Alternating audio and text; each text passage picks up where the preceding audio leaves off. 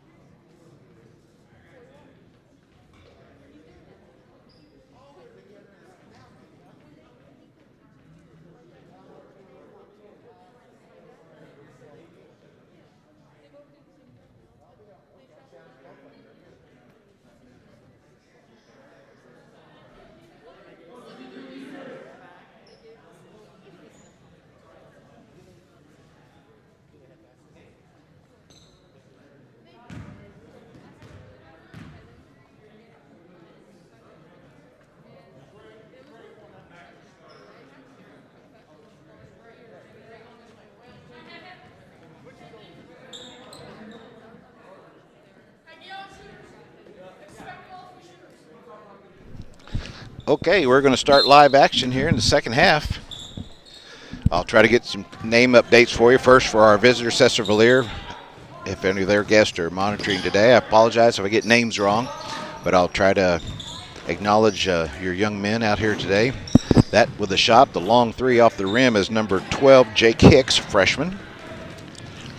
Number 15's in the game, Luke Berry. Number 33 is Jonah Ruffino. If I get that right, Ruffino. Number 22, not in the game, but listed on the roster. Yeah, he's in the game.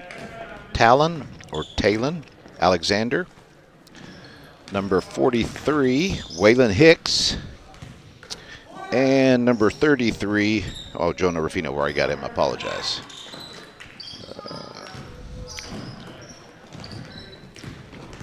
That's Ruffino on the drive right there. A little long rebound by Vienna. For Vienna, that's Cato Constante with the ball, running the offense. He gets it over to Hohubner. Hohubner looks inside to big buddy Clay, and he puts it in. I will try to pass along Toinos. That scoreboard says that's 6 points for Buddy Clay.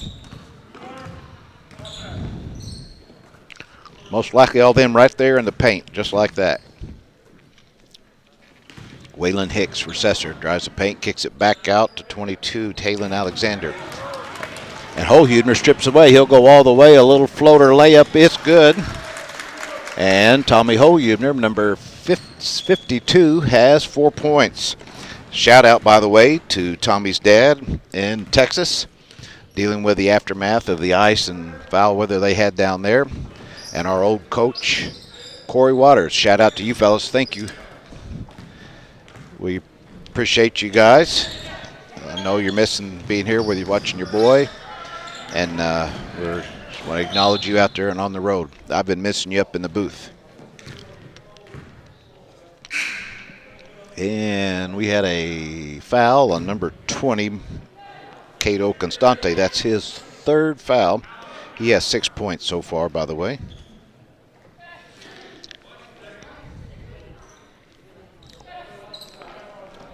CR inbounds the ball underneath the basket. That's Jonah Ruffino, right. Easy layup for their big guy. We'll get his name here. I think he's just checked back in. Number 35, Braden Short, big freshman. Strong, and he's working on Buddy Guy in there. That's two big boys in the paint. Buddy trying to work to get loose to get inside a hole. Hohubner filled the empty spot. Nice little round right hook, and it just won't go. You look good in there, Dad. He got wide, seen the open spot, got there, got wide, had a nice, easy left or little right hook, I guess you'd call that, semi-hook, and it just didn't fall.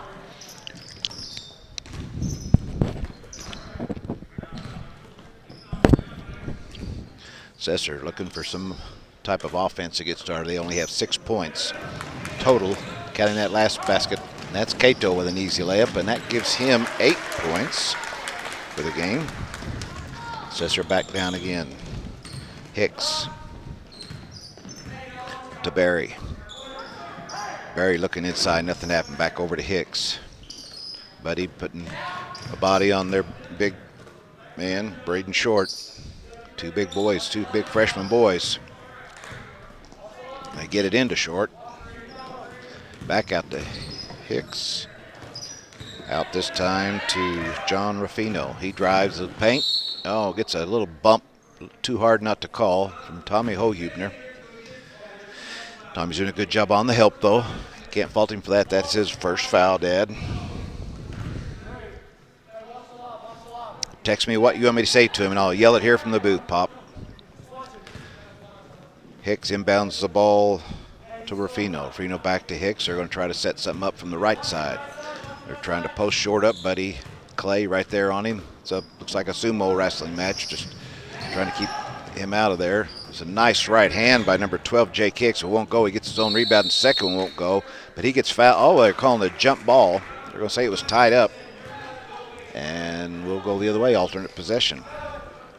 I do not have turnover totals for you. Hohubner brings the ball down. Hohubner handles the ball pretty well for a big guy. That's good. Seen him already as a freshman handling like that. Inside to Buddy clay, no good. Rebound, 25. Jonathan Simmons, he went back up strong and was fouled. He'll go to the line shooting 2. Holhubner moves well with the ball at, I'd say, a 6 foot, at least for now. He's probably going to grow a little bit more looking at mom and dad. And a nice little left by Nichols as he got a pass in at the block, but he couldn't finish without taking both Sesser-Valier players with him. And they called it on number 15, Luke Barry. That's his 3rd.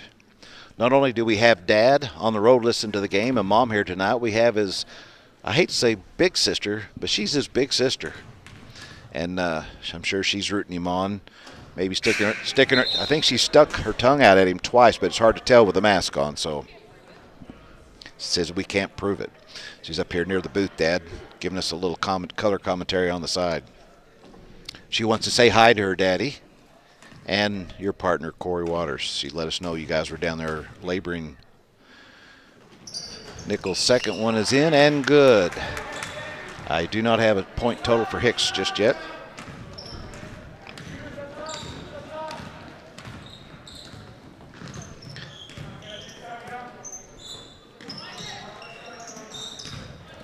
I have 2 Hicks in the game for Sesser, so my apologies when I said just Hicks. That's Waylon Hicks in the corner there with the ball, number 43.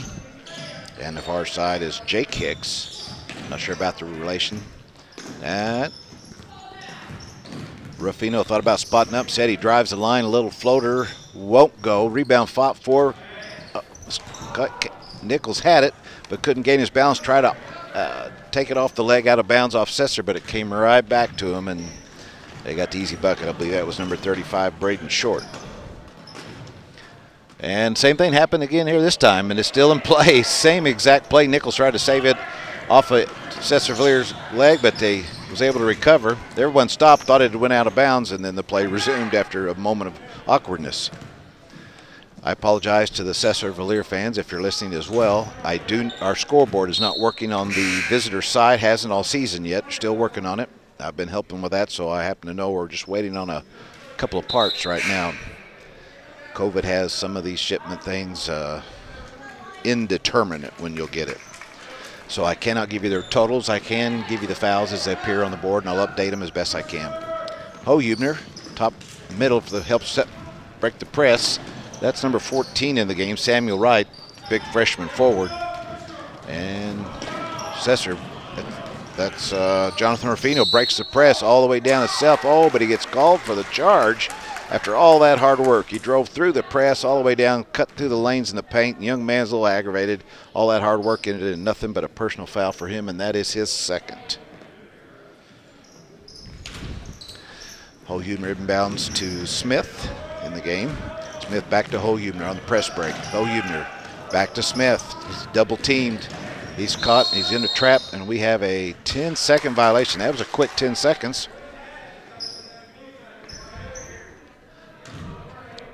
Had to be a turnover, and Sesser-Valier, wearing the gray and maroon, will inbounds the ball, and then Ruffino will set it up again. This time over to Waylon Hicks. Back to Caleb Lewis, I believe, is new in the game. Waylon Hicks out to Lewis again, 31. He thought about a 3, no. Ruffino back in the corner to Jake Hicks. Inside to their big man, Short, with Wright on him this time. Won't go. Wright gets the rebound. Bounce pass to Holhubner. He's come down. No one's picked him up. He gets over to Smith for the easy layup, in and good. Number 15, Isaac Smith. That is his 8th point.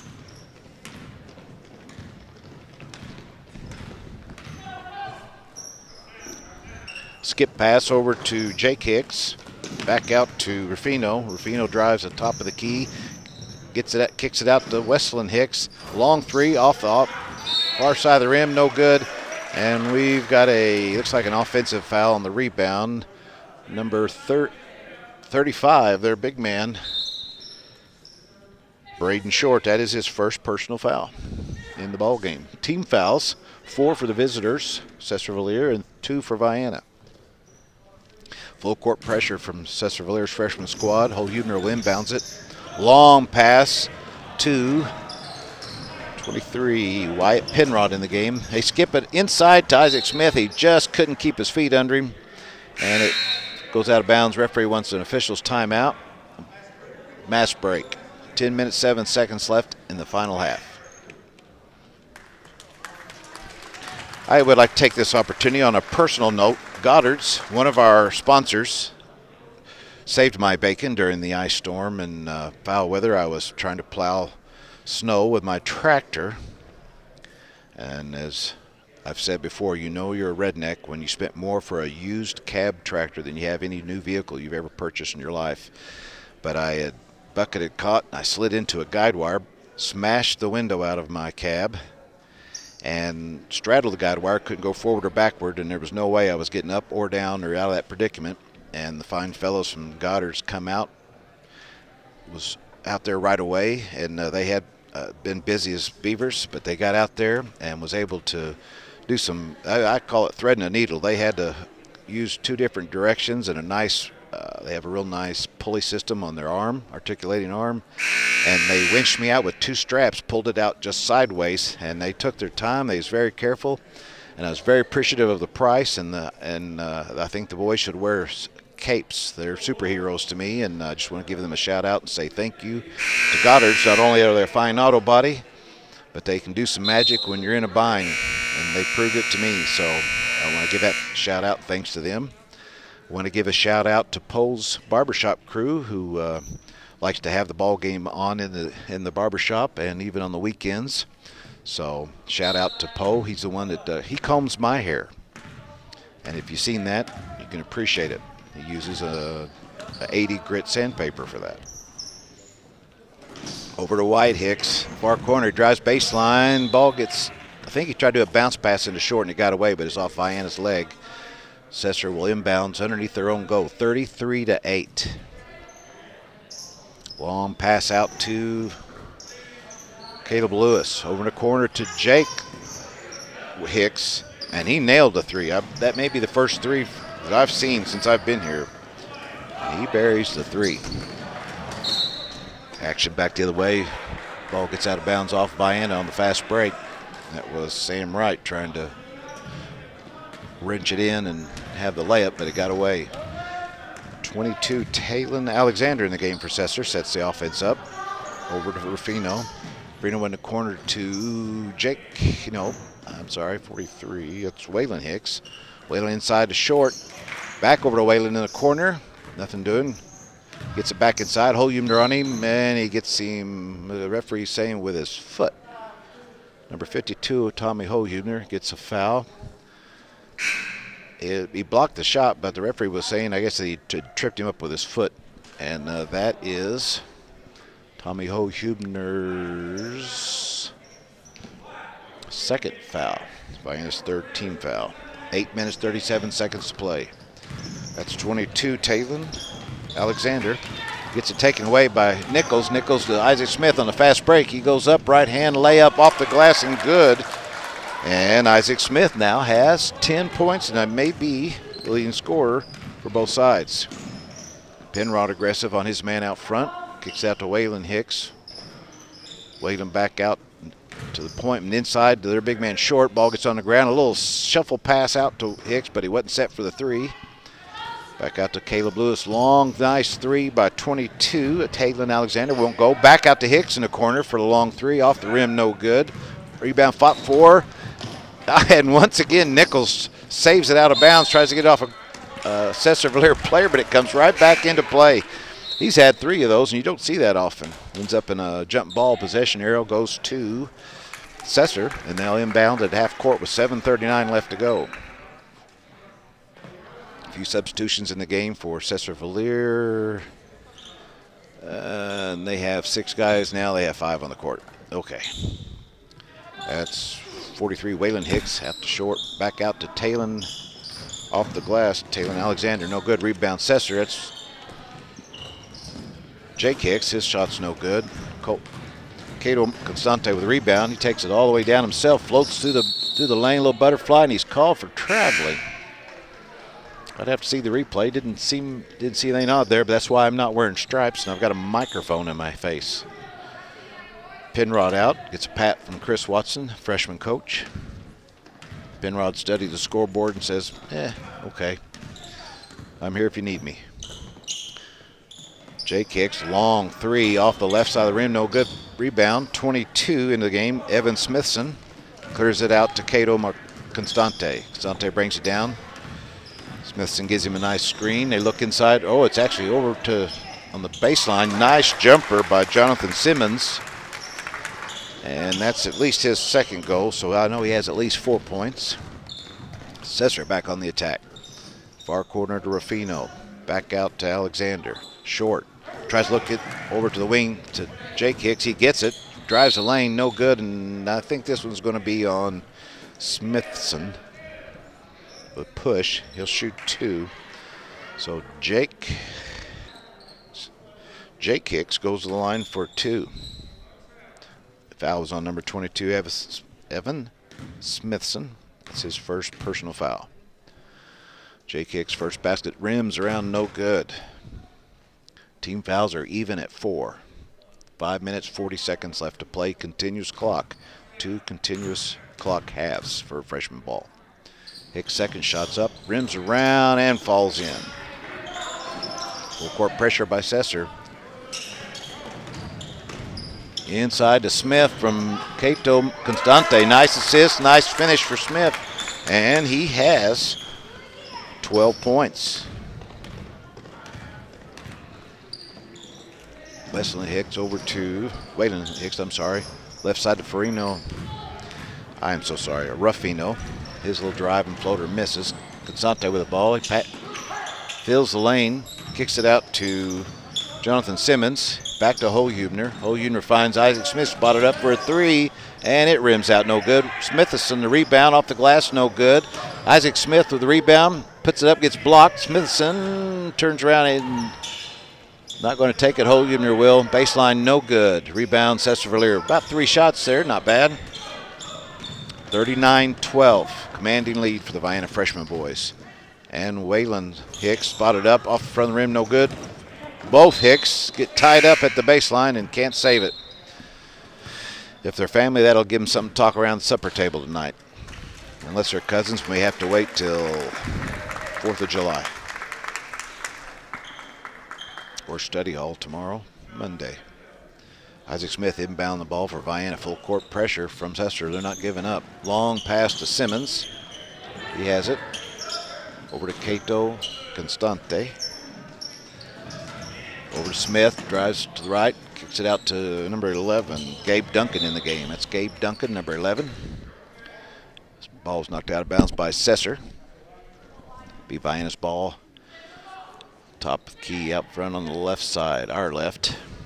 Ball inside to, stolen by Short. In the game for Vienna's, number 34, Nick Johnson. Big man, I'd say about 6'1", and he's got some strength. 35 Short, posted up for a long, well, right at the top of the key, won't go. Rebound, Gabe Duncan kicks it out to Smith. He's got doubled up defenders on him, gets it out to Cato, spots up for the 3, no good off the glass. Simmons fights for the rebound, no good. Rebound, Sesser. There's Luke Berry with the rebound, playing with 3 fouls. Wayland Hicks finds an open man on the far left side. Farino back to Hicks. He looked inside, Short was open for a moment. Jake Hicks spots up the 3, no good. Rebound, Nick Johnson. Cleared the boards nicely. Gets to Smith, over to Cato, back to Smith. We're up in a man-to-man, it looks like now. That's Simmons. Spots up for the 3, and he doesn't get anything but net, and not in a good way. Jake Hicks brings the ball down for Sesser, sees a lane, drives it off the glass, and good. Jake Hicks with another basket. I have him down for at least 6 points. Up the 14 for Sesser-Valier. That's Cato Constante with a layup, won't go. Rebound, their big guy, Short. Gets it out to Wayland Hicks. Out in the corner to Farino. He's in the 2 line, right on the line. His shot's no good. Rebound, Jake Hicks.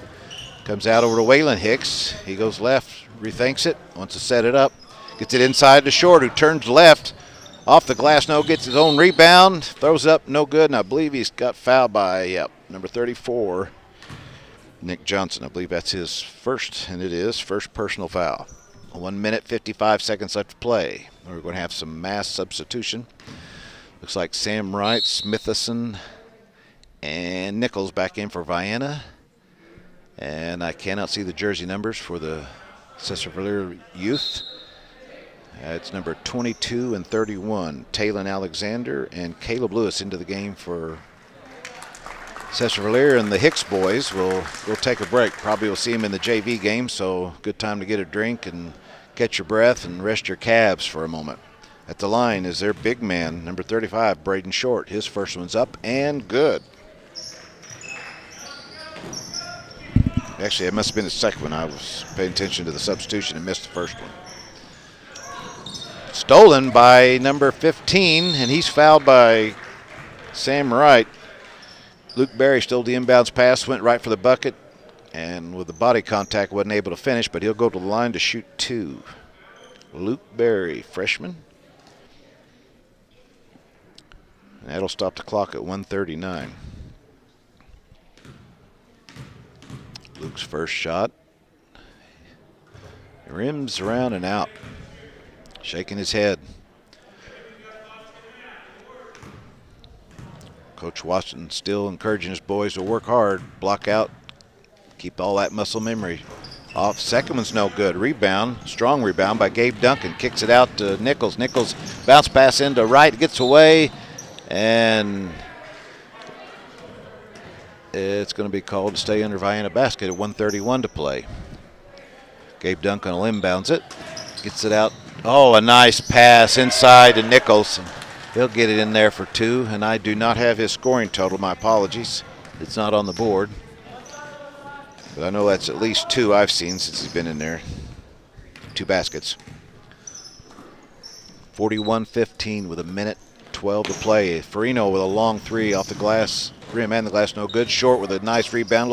His fadeaways, no good, nothing. Farino gets a rebound.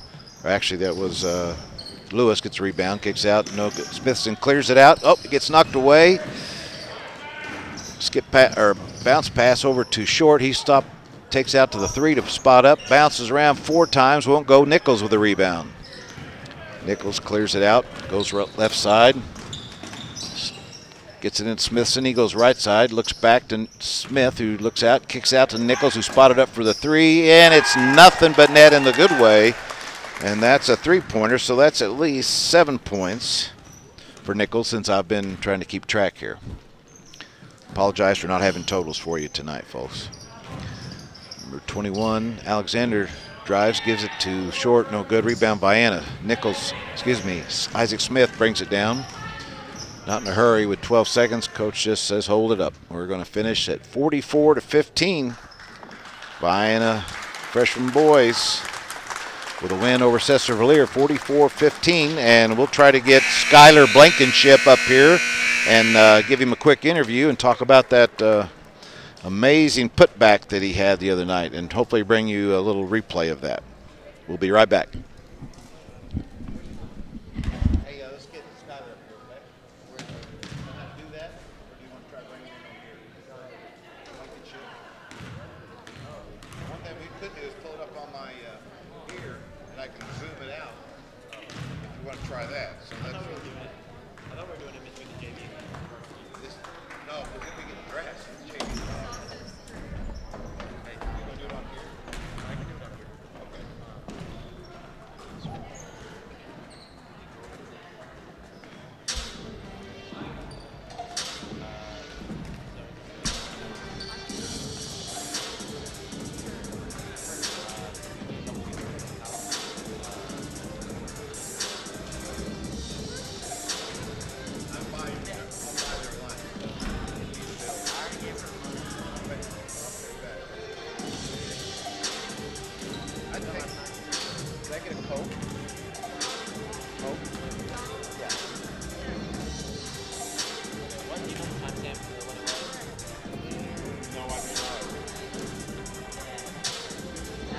I bet he will. Let me make sure he heard me. Seeing me, wave at him.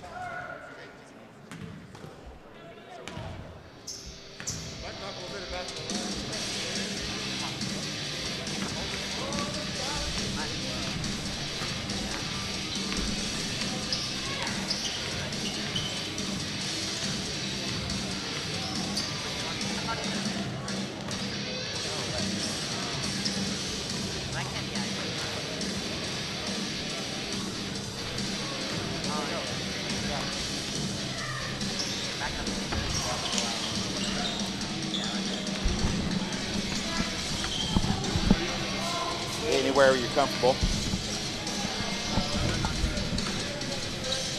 We'll make sure we got audio.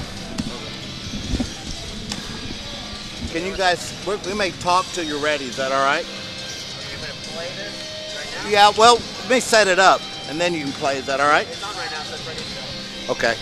All right. Let's make sure we get... Huh? You can take your mask off. Oh. Okay. Can you hear us okay in there?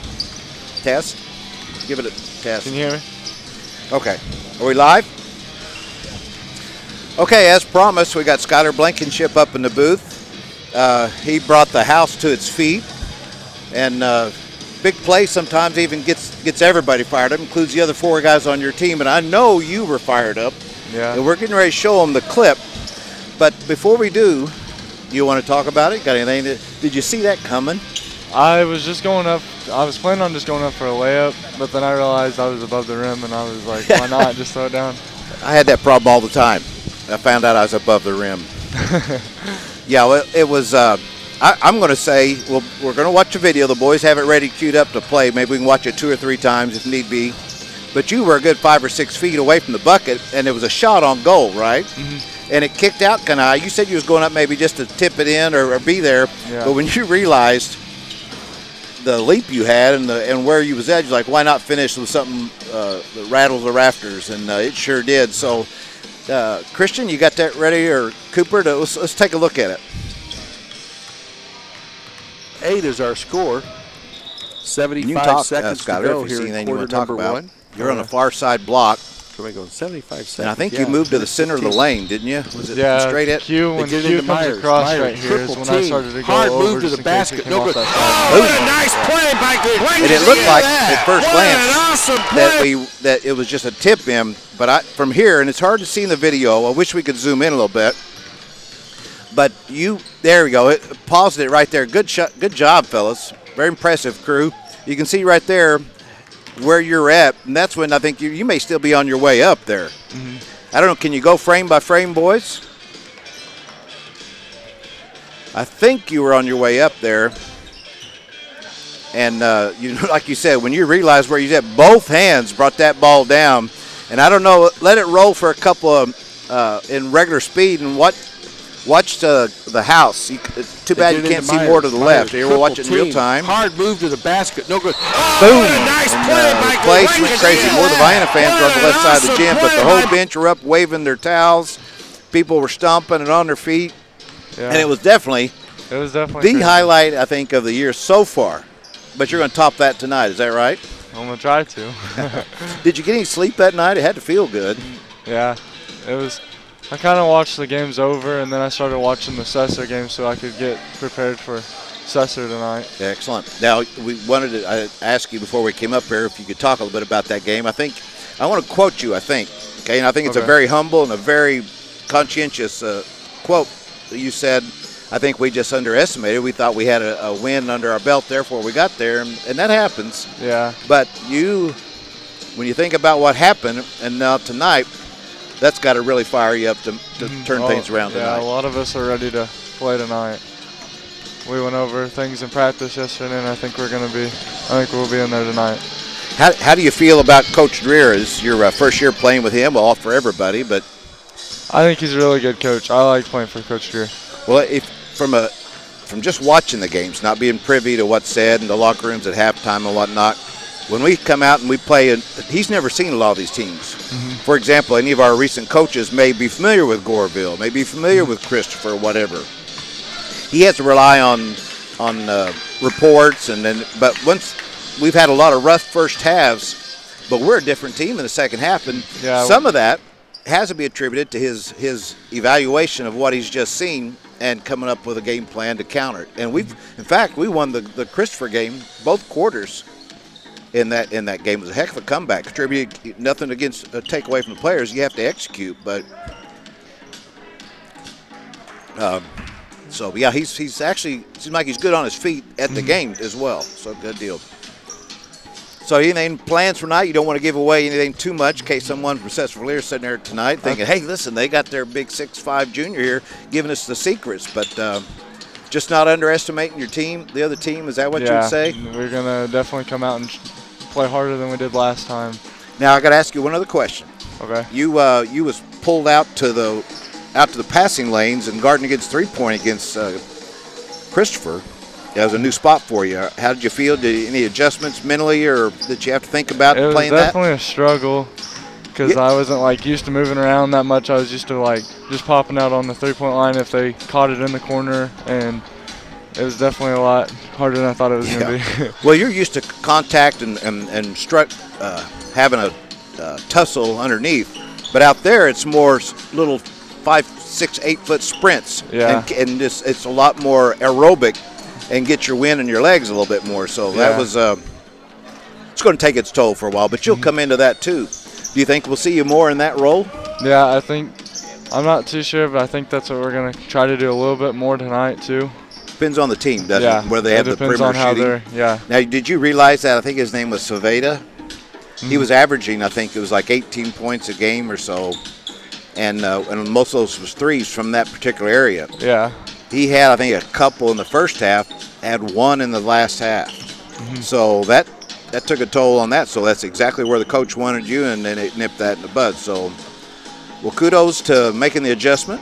And one more time, guys. Let's watch if we can. Let's see it one more time. Oh, what a night! Where are we going? 75 seconds. Yeah, minute 15. They get it into Myers. Myers, triple team. Hard move to the basket. Four steps and a two-handed dunk putback. That's in our highlight reel. All right. Well, we know you got maybe some things to talk about with your buddies before the game starts, and appreciate you taking a few minutes in between games, Scott. No problem. All right. Take care.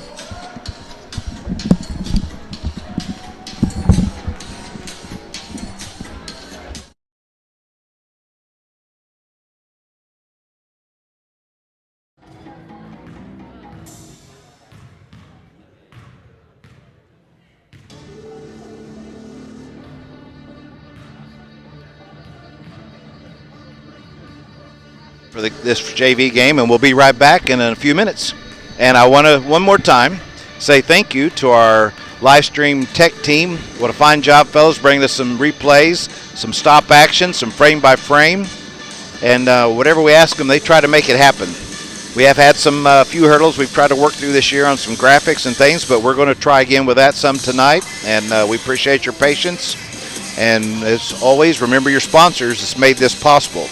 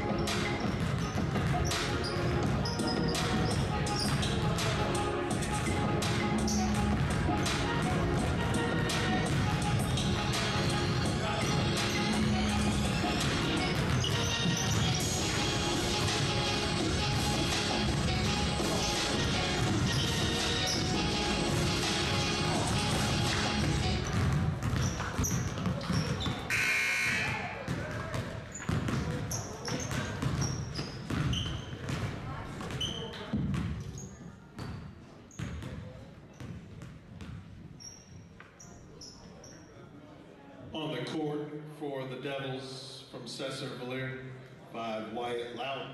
Number 23, Braden Pruitt. Number 24, Colt Packer. Number 34, Carson Hoford. And number 42, Blake Menzer.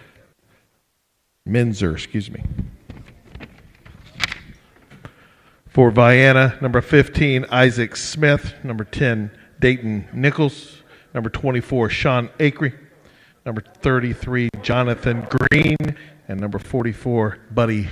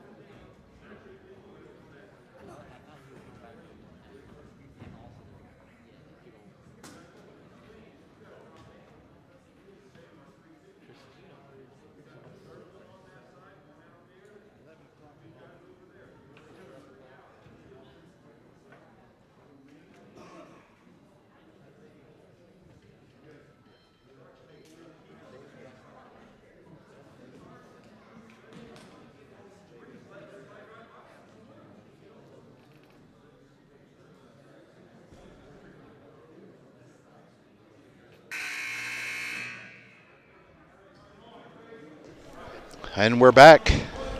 JV starting for the Vienna Eagles. Number 24, Sean Acree.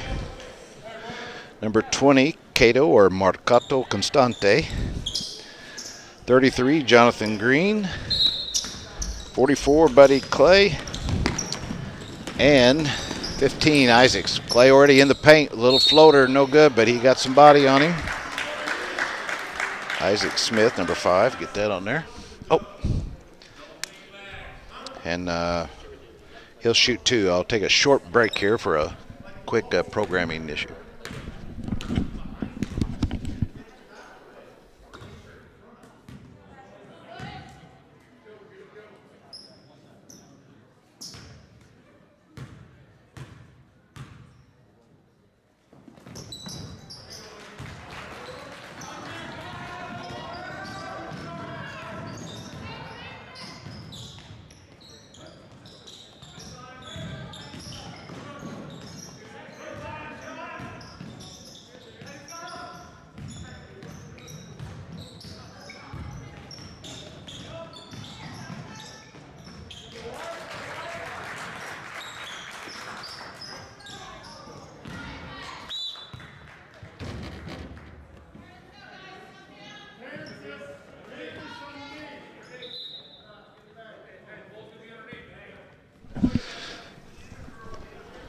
Okay, I'm back.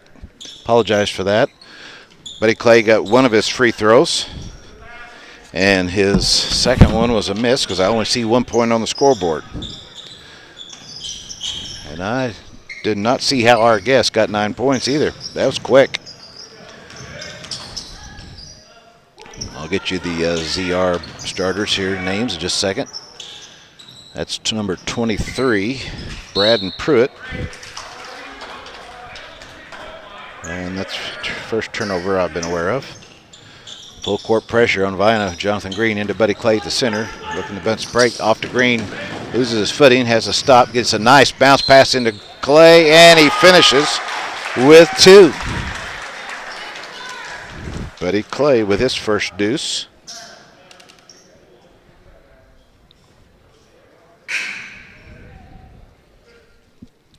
He'll go to the line for the old-fashioned three-point play. In for Christopher's number 2, Colton Payne. Out is number 23, Braden Pruitt. Number 5, Wyatt Locks in the game for Sesser. 42, rebound there by number 24 is Colt Packer. Gets away from him. Bounce pass over Acre. His shot's no good. And Sesser on the attack. They give it to number 24, a little floater down the lane, rims out, almost has his own rebound. Isaac Smith comes up with it. For 24 is Colt Packer. Number 42, their big man, Blake Minzer, sophomore. Who was that? Anybody see it? I think it's Sean Acre. Number 15, that's number 15. I don't have a 15. Isaac Smith, I'm sorry I do. He's number 15 now. It was number 5. He has a three-pointer.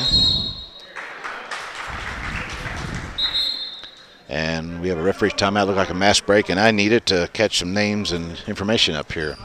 It's 12-6 visitor ZR with 3 minutes 36 seconds to go. Fouls, Vienna, no team fouls, no personal fouls.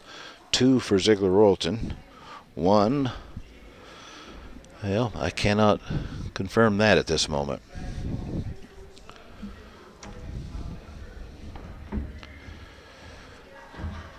We'll have it for you shortly. We do have food coming in for my crew here, so they were starting to chew on the microphones and the camera, so glad to see them getting fed.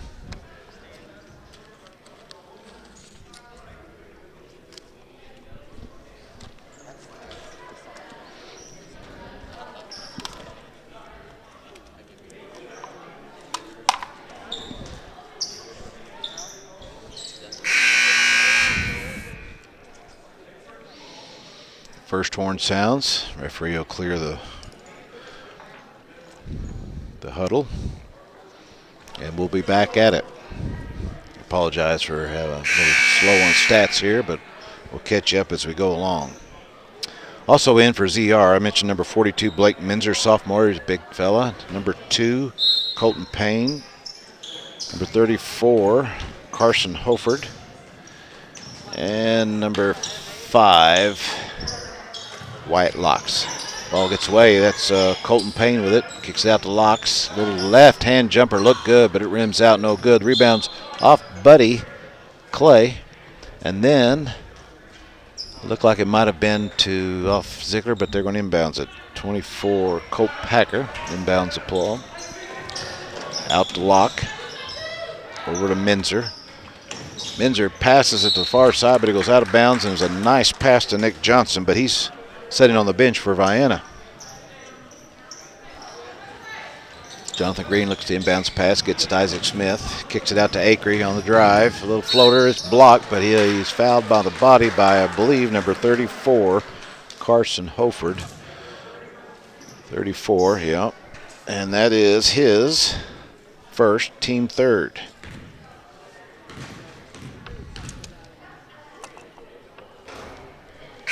Acre's first basket's no good.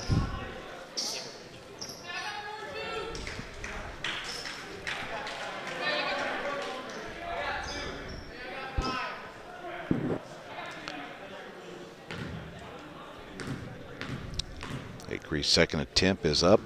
and it's in.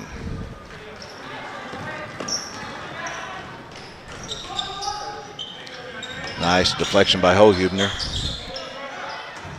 42 Minzer, drives the center, floats nothing but the glass. Acre with the rebound. He's battling full court pressure from Sesser-Valier. Oh, he tries to lead Cato, and he wasn't looking, and it gets out of bounds, and that's a turnover for Vienna. Sesser back on the attack with a 12-7 lead. White locks for Sesser, brings it down. Over to Colton Payne. Payne to Menzer. Menzer back to Locke. Goes left, kicks it back out to Payne. Inside to Mesner, nothing happening. Clears it out to 23, Brandon Pruitt. Over on the left side to Wyatt Locks. Wyatt Locks gets the ball back, have several cutters. Back out to Menzer. Menzer to Colt Packer. Colt goes left, spins right, nothing. Back to top of the key, posted up for the three, is off right, was number 23, Brandon Pruitt. Rebound, Cato Constante. Brings it down, gets it to Acre. Acre looks left, drives left. Little floater, no good. Gets his own rebound somehow. And his second shot's no good, but he draws the foul.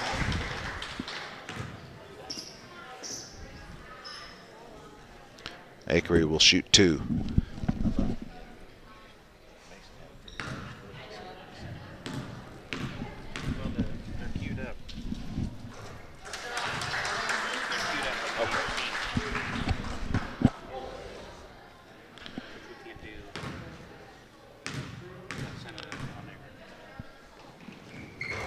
His second one's no good. Struggling from the line tonight.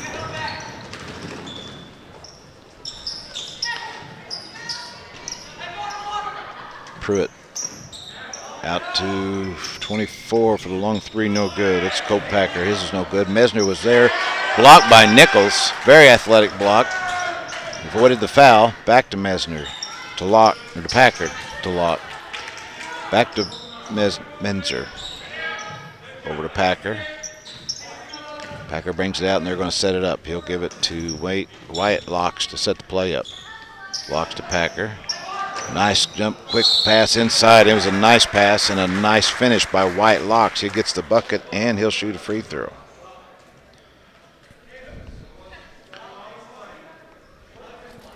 That makes it 14-8, Sesser-Valier. Vienna still trying to figure out some offense and slow this defense down. Foul was on number 10, White Nichols, his first. Second one's no good. Rebound, Holhubner. Quickly out to Acre. Vienna in quick transition to Nichols, but it gets stripped away. Now it's Sesser-Valier on the attack. And Sean Akers going to get a reaching foul. That'll be, I believe, Sean's first foul, yes. Inbounding the ball will be Colt Packer. Packer to Locks. He'll bring down, set it up. Let's get bounce pass out to the right side. Back over to Menzer. He's a big fella, but he posts up high in the three-point line quite a bit. Over in the corner to Payne. Inside to Menzer. Back out to Payne. Pruitt cuts the lane, nothing. Packer to Locks. Locks back out to Packer, top of the key. Drives, right side, little floater, no good, but he's awarded a foul against him by number 10, I believe. That's Dayton Nichols. That's his second. Dayton Nichols, grandson of Brad Davis, a neighbor of ours, and know he's listening at home. Colt Packer's first free throw is good. 15-8, Sesser-Valier. In for Sesser-Valier, number 41, Jace Hyman, sophomore. Taking a break is, looks like 42, Blake Menzer. Second basket's good. Full court pressure by Sesser-Valier. Acre try to dribble it down. Goes left, down the left side all the way, cuts back the right into traffic. Isaac Smith there spotted up for the three, and it's no good.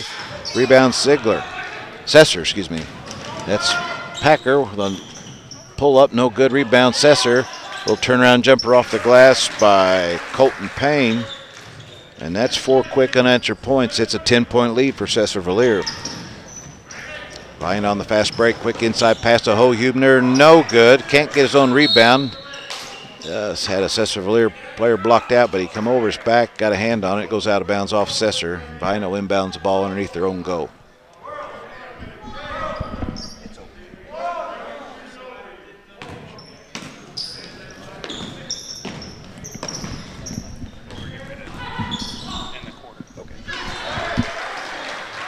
Sesser.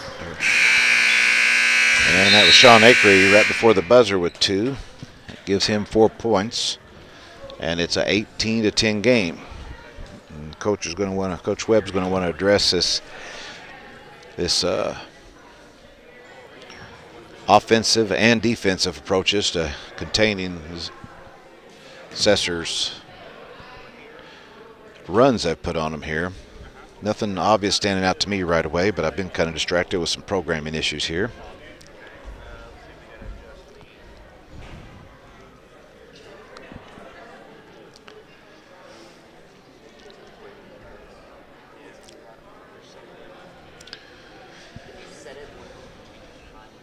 Hope you enjoyed our little interview with Skylar Blankenship and the replays from his two-handed tip dunk. Against Christopher, we tried to bring that highlight up. The tech crew was able to pull that off, and it was much appreciated. We had a little interview with him, discussed our last loss at Sesser-Valier, and he said we just underestimated him and thought we had a easier game than we were prepared for mentally, and we're not going to repeat that mistake. We talked a little bit about his new position out in the passing lane and defending against 3-point shooting teams that we run across, and I said we'll probably be seeing more of that maybe even here tonight. Jonathan Green will inbounds the ball for Vienna. Jonathan kicks it in the backcourt to Isaac Smith, and he'll bring it down. Isaac Smith had led all scorers in the freshman game, 12 or 14. He gets it over to Constante. Constante to Isaac Smith. Smith backs out, trying to set some up. The ball gets off his leg, and he gets his heel on the timeline, and that's going to be another turnover for Vienna.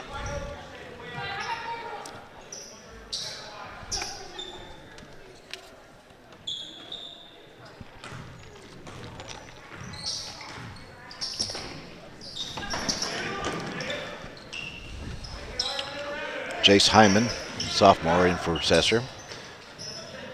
24, long 3, the jumper looked good. Rebound was by 42, Blake Minzer, and he went up strong and was fouled. But that jump shot by, I believe it was Colt Packer. That was a nice looking jumper from out there, but it didn't fall. And Blake Minzer will go to the line for the first time tonight. Shooting 2. First one's just short, rims off. 18-10, 6 minutes, 26 seconds left to play. How'd that go for you when you tried it real quick? I need to adjust the chroma because it's not fully. Ball gets out of bounds, and they're going to have a discussion. Jump ball. Neither one of them can agree what to do with it. So when in doubt, flip it up. That's 2 thumbs up from both officials, and it's going to be out of bounds. Sesser-Valier under their own basket. Look inside, nothing happening. Out to Packer. Packer goes right. Over to Locks. Locks taking his time. Back to Minzer. Kicked it. Almost stolen away by Marcado Constante. Also, a.k.a. Cato, so we use that name quite a bit, as he's known by the faculty, staff, and friends. Jace Hyman, sophomore, returns to the bench, and in for Sesser, number 34, Carson Hoford. Right side, that's, and he gets away from him. That was Colton Payne. And that's Sesser's second turnover that I'm aware of. Full court pressure with 6 minutes left. Sesser's had full court pressure every chance for any inbounds plays. Jonathan Green will go to the middle, look downstream to Daniel Dahmer. Dahmer looks inside, or actually top of the key to Huebner, spins with a nice little floater little hot, comes off, and he almost had his own rebound, but looked like Carson Holford maybe went over his back and drew the offensive foul, so that's his second foul. He just came back into the game with one, picked up one quick, and Vienna ball underneath the basket. Kentate Acree, a long three from the corner, won't go. Almost caught by Green, but gets kicked down the court. Holford with the ball. Over to Packer. Packer drives the lane, kicks it out to Colton Payne for a two, no good. Rebound Holford to Menzer, to Locks, back to Menzer, over to Payne. Payne looking for a cutters, nothing happening. And that's Holford with a little floater, and he hits it. Carson Holford with a floater, and it's a 20-10, back to a 10-point lead for Sesser-Valier. And again, full court pressure, and Kaido drug his toe. And that's another turnover on Vienna's. Full court pressure is causing some issues for the Vienna JV.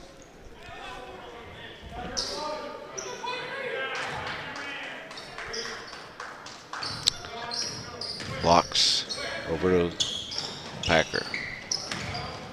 Packer in the game, Brandon Pruitt. Nice little turnaround and little drive by Packer, but it won't go. Rebound Vienna. Skip pass down to Dahmer. Oh, and he is hammered by Menzer.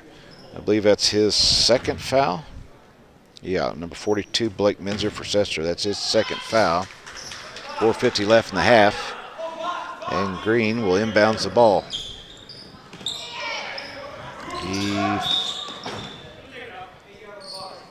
I'm not sure what happened there. A mass break. And we'll take a few minutes here and let everybody catch their breath, including the referees who enjoy the mass break as much as anyone.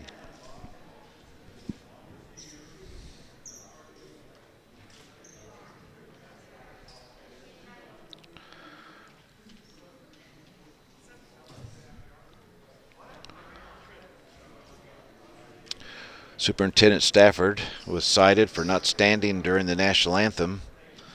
The technical crew found him, his cardboard cutout, and documented him just standing there with a weird look on his face and not moving, and the national anthem was playing in the background. So he is going to be in detention for a couple of days next week.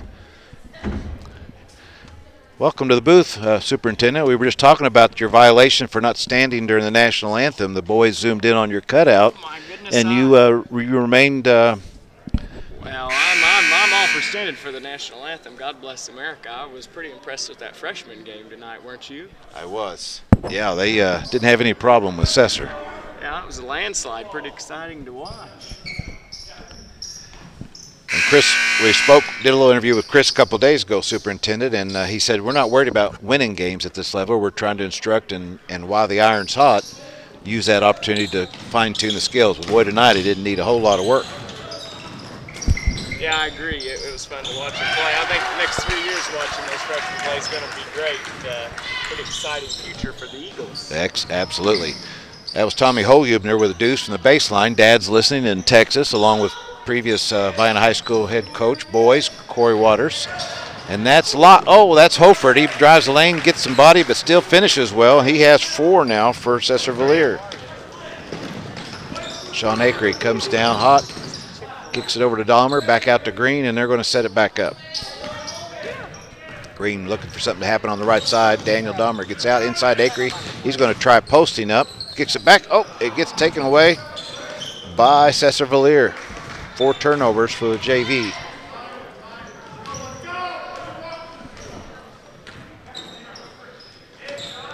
Packer, over to Holford and inside quickly to Wayne Locks. That was a good fundamental basketball play right there, and it's 24-12. Sesser with their biggest lead of the night. They're up by 12.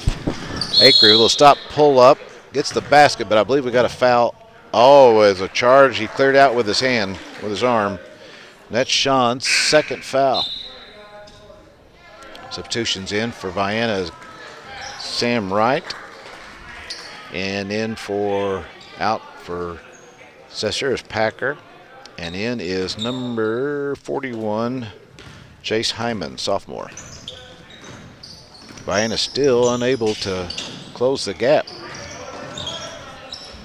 And that's Minzer. He was looking at a long three. Kicks it over to Locks. No good. Rebound. Sam Wright just into the game, but it's a struggle.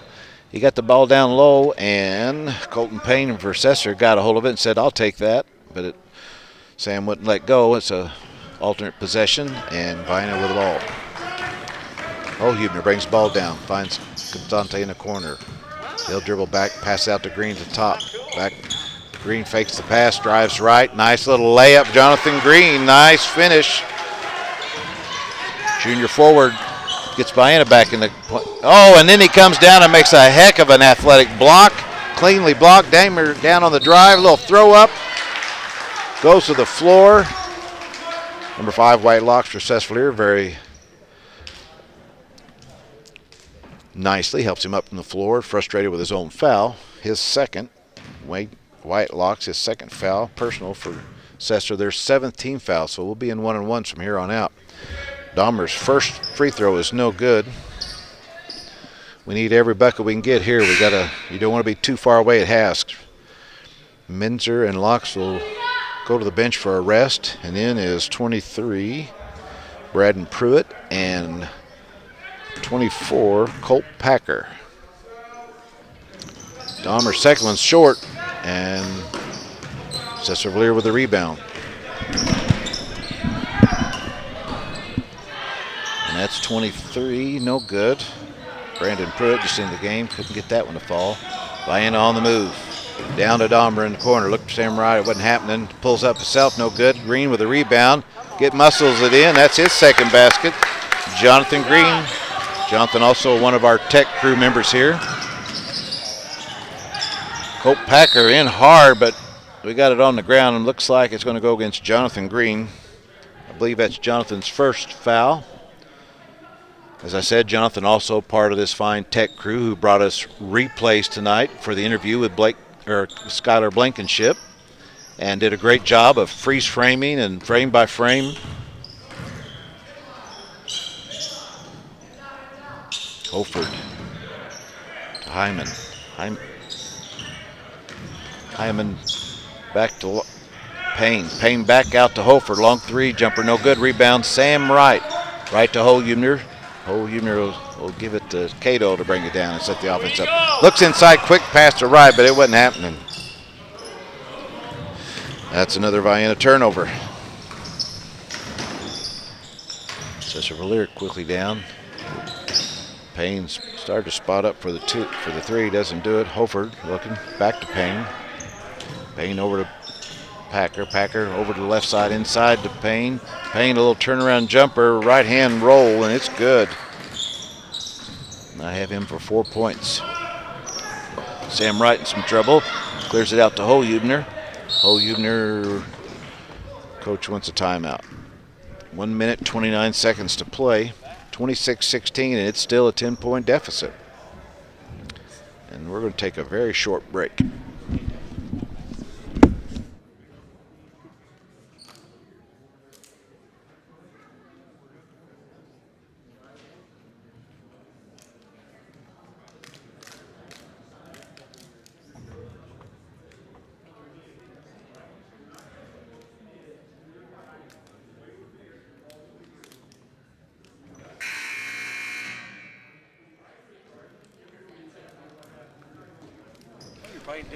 Already have. Where were you? Apparently not here. I'm not done yet, but I'm. So what did we buy? McDonald's. You mean you'd have McDonald's? You'd have McDonald's before you'd have Led Shed? They're closed right now. Oh, minor detail. That Mexican place here in town leaves a lot to be desired. Yeah, I like them. One out there. East of town. And Vienna's trying to make something happen. They want to cut this deficit before going into the locker room. Hubner, a great look inside to right, but he let him a little hot and a little early, and it goes out of bounds. And that's another turnover for the JV boys. Payne on the corner to Holford. He'll spot up. He's been pretty good out there. This one won't go. Rebound was 41, Jason Hyman. Huebner will bring the ball down after the rebound from Nichols. And he throws it away. And that's 7 turnovers this first half. Quickly inbound by Sesser. Payne brings the ball down. Looks left to Packer, gives to Packer. A quick pass inside to Payne, kicks it out to Hofer, back around to Packer. Nice ball movement. Back into Payne inside, a little 8-footer. No good. Rebound, fought for Huebner. Another nice board. And Daniel Dalmo will bring it down. Takes right, goes left, little floater in the lane, no good. Huebner with the rebound, turns, a little left hook, no good. That was a right hook, wasn't it? 33 seconds. Atlanta really needs a bucket to finish this half, and there it is. Dahmer strips the ball. Brings it down, kicks it out to Nichols, who spots up for the long three. No good. Rebound. Stolen back by Nichols. Gets it to Dahmer. He gets it right back. You don't see that too often. Yeah, we just had a comment from the booth that that's what you call kickback right there. There wasn't a flash from the moment he threw it. Tried to bounce pass it into Buddy Clay, and it came right back to him. I'm surprised he caught it. Everybody stood in a little awkward moment there wondering, did that just happen? Huebner goes to the bench with 18.5 seconds to catch a breather. A little extended break for the half. Rydell inbounds it with 18 seconds to Smith. Buddy Clay posting up, wanting the ball. He's asking for it. He's wanting it bad. He don't have his big guy guarding him. Smith goes left, comes back right, top into gets blocked, but Clay turns up with it and puts it in. Buddy Clay, 5 points in this game. He wasn't in there but a minute. He's a big man inside, and that cut it to 8, just what Vienna needed. After the break, they got to come out with the first 3-4 minutes showing some flash, or they'll be in the same predicament. So we got a 10-minute half, and we'll be back and after these messages.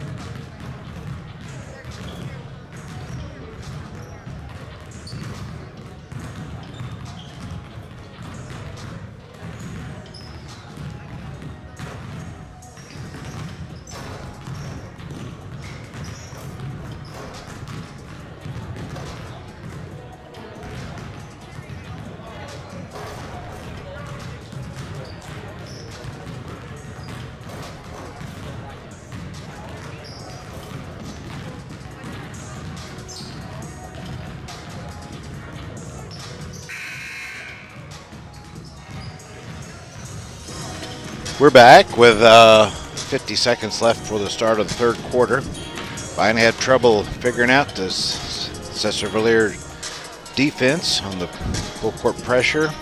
Looked a little hurried on the offense. And the defense wasn't that bad, but we just couldn't seem to get much rolling. But we did get a quick bucket there before the half. And I did manage to find my way into the locker room and listen to Coach Webb working with the boys on some help and some things on weak side defense. So we'll see if the adjustments pay off. They closed it to 8 right at the buzzer. Big basket by Buddy Clay. Excuse me. Yeah, Buddy Clay. And now we're approaching the inbounds from Sesser-Valier. They have the first possession of this half. Starting 5 back in for Vienna. Looks like the same for Sesser-Valier. Pruitt, Packer, Payne, Locks, and Minzer. And I'm sure they've had a chance to discuss what they want to do this half too, so we'll see what prevails. A little quick, that's a nice play inside from Minzer to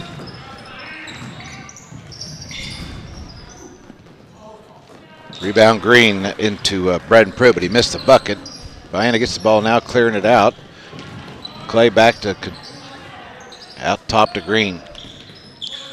Green with his back to the basket, looking over to Cato. Cato gets it. They're looking into Buddy Clay, but not much happening in there. It's going to be a 5-second call for he cleared to Buddy Clay, gets it into Nichols, but it's off Sesser, and Nichols was trapped away from his pass by Sesser defender. We're lucky we got off the Sesser-Valier guy's leg there. Jonathan Green inbounds the ball over to Smith. Goes left, back, fakes right, goes baseline, gets underneath over to Green. Nothing happening there. He decides a little hesitation and loses the ball on his layup. Recovers it, goes up strong, gets it blocked from behind. And Sesser-Valier with the ball. Minzer to Locks. Locks over on the side to Pruitt. They skip it over to Colton Packer for a 3, but it's an air ball. The ball bounces right to Sesser and into their big guy Minzer, and he clears with a quick 2. Full court pressure. Pass directly to Colton Packer, no good. Green with the rebound. He'll take it down the sideline. Has Nichols open in the middle, can't see him. Gets it to Smith.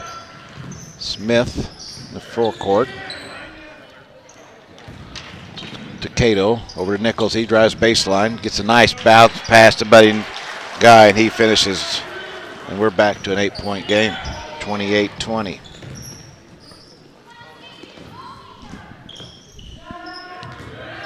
Sesser in the 1-3-1 offense. Locks goes right side. Back out to Hofert. Hofert over to Packer. Packer to Pruitt. Pruitt in back to Packer. He drives baseline and gets it to fall. Packer with his first 2 of the half. 30-20. And still more full court pressure. And Green launches the ball into the bleachers on the inbounds pass. That's another turnover. Coach Watson's wanting their attention. He said, we got to talk about this.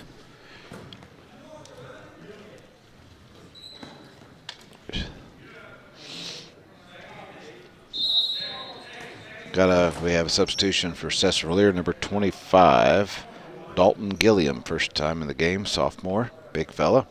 He's replacing Brandon Pruitt. Gorville inbound the ball underneath their own basket. And that's Locks with a 3, and he nails it. Vienna down by 13. Isaac Smith will go right all the way down himself, puts it up, no good. Rebound Sesser, clears it out to Packer. It's a 3-on-2. Packer goes left, kicks it back out to Locks for a 3, and he nails it. That's 2 back-to-back 3s for Sesser-Valier and Wyatt Locks.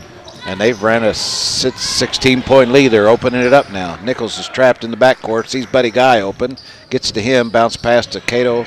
Cato drives the lane, ball gets partially stripped away, out to Smith. Smith's going to set it back up. It's right over to Nichols. Nichols, little fake, gets it into Buddy Clay. Buddy Clay goes up. Man, he's strong. 44, Buddy Clay in the paint. That's another 2 for Buddy Clay.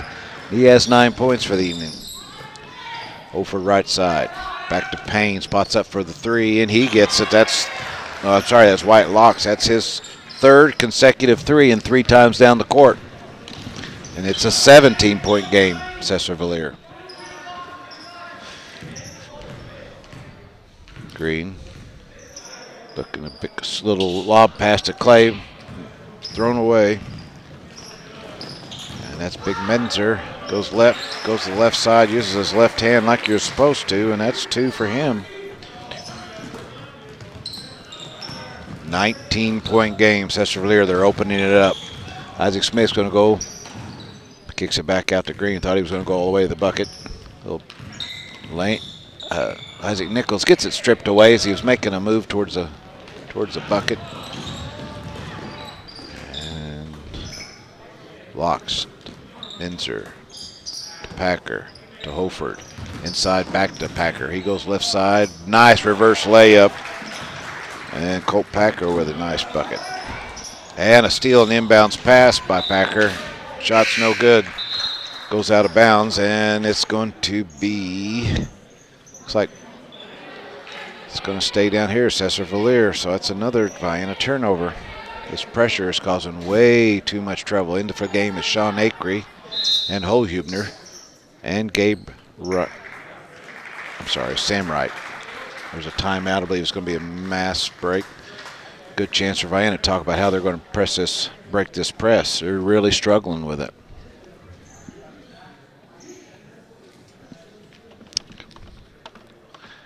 I'm at a loss here. I know we have some capable ball handlers, but we just don't seem to be executing.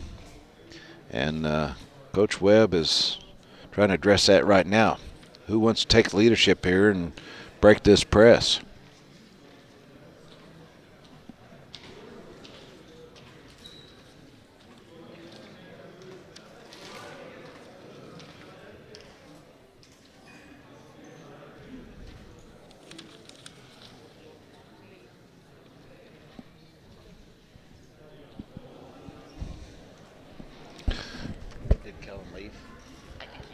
Do you know how to do it now? He showed me how to do it.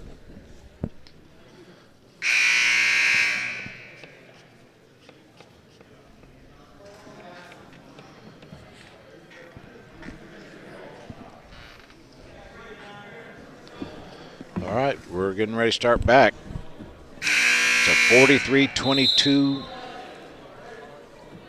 difference of 21 points, and Sesser-Valier has went on a run, and Vienna has had no answer for this press break. Sesser has possession of the ball under their own basket. Inbounds play, finds 25 for the 2 easy bucket. Dalton Gimma just came in the game, and it's now a 23-point difference. Cato brings the ball down the right side, over inside to Sam Wright. Nice play, nice finish. There's 2 of them back. And Vienna's going to have to turn the defense on. That's Locks over to Packer to Gilliam. Back over to Locks. Defense able to recover. Hoford to Locks. To Packer. Back to Gilliam. Payne, top of the key, drives the lane. Gets away from him. Over to Hoford. To Locks. To Menzer for a long 3 and drills it.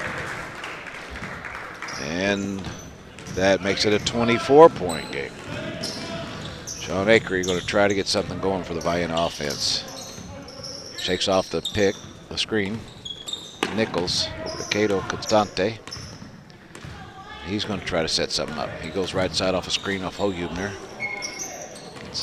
Bounce to Nichols. Pass to Nichols is no good, and that's yet another Vienna turnover. Vienna not able to take care of the ball here in the story of this game.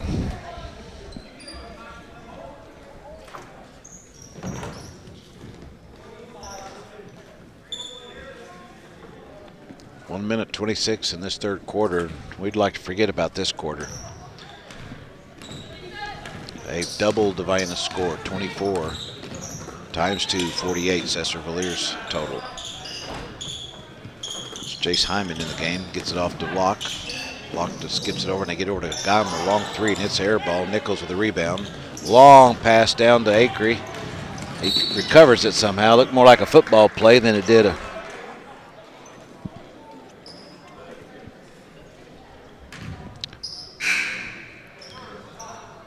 18 to 2 point run in this third quarter for Sesser-Valier. Right inbounds the ball. Finds Acree. Acree bounce pass to Buddy Clay. A nice layup towards the basket, and he has 2, 4, 6, 8, 10, 11 points.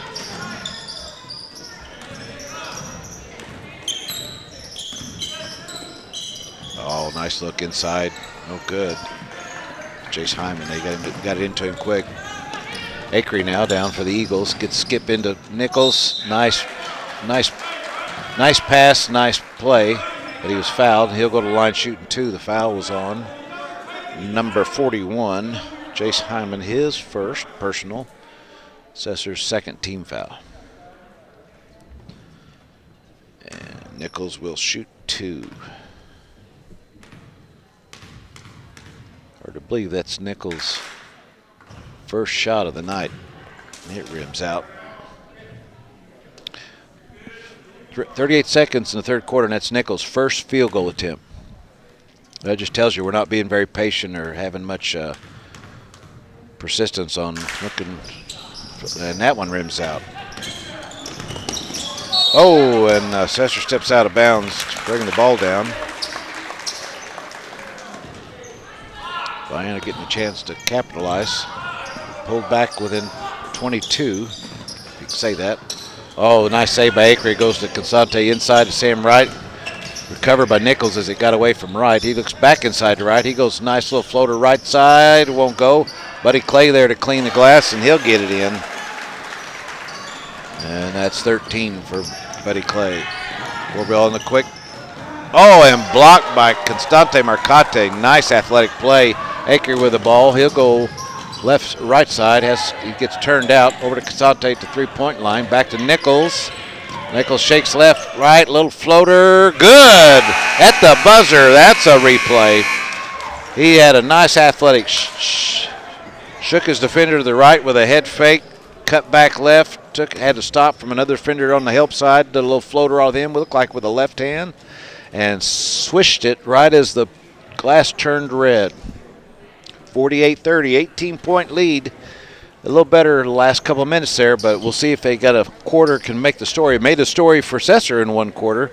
We'll see if the Vienna JV has enough moxie to turn it around now for the last 7-minute quarters for this JV game. Ron's back up in the booth and getting ready for the varsity game. We gave a little personal shout out to one of our sponsors tonight. Goddard's Auto Body came by with their wrecking service and did some magic to get my little cab tractor untangled from a guy wire from where I'd slid off, and I just was appreciative of the boys. Said they need to wear capes. They're little ice problem? It was snow and old man problem, I think's what it was. My bucket caught in the owner operator. Pardon? Owner operator. Yeah, operator error there, I guess. Yeah, thank you. Appreciate the support, Ron. It's not good when your bucket gets tied up in a guy wire.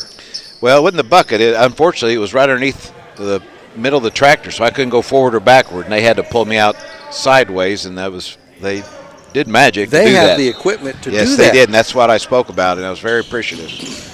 There's our buddy Bundren in the game. Nelson Bundren in. He's got heavily guarded by Braden Pruitt of Sesser-Valier. They skip it out to Smith. That's Smith with the ball.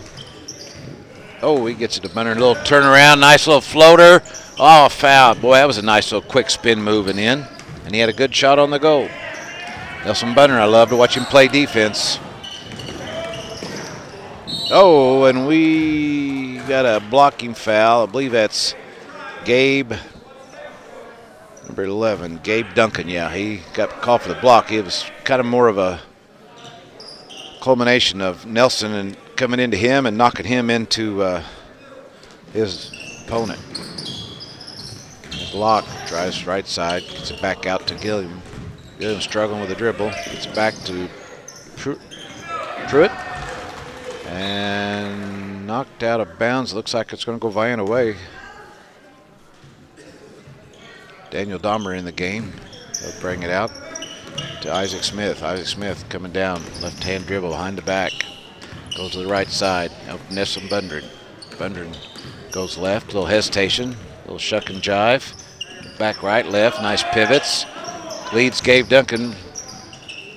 But nothing happening there. Goes back to Isaac Smith. He's found Bundren open.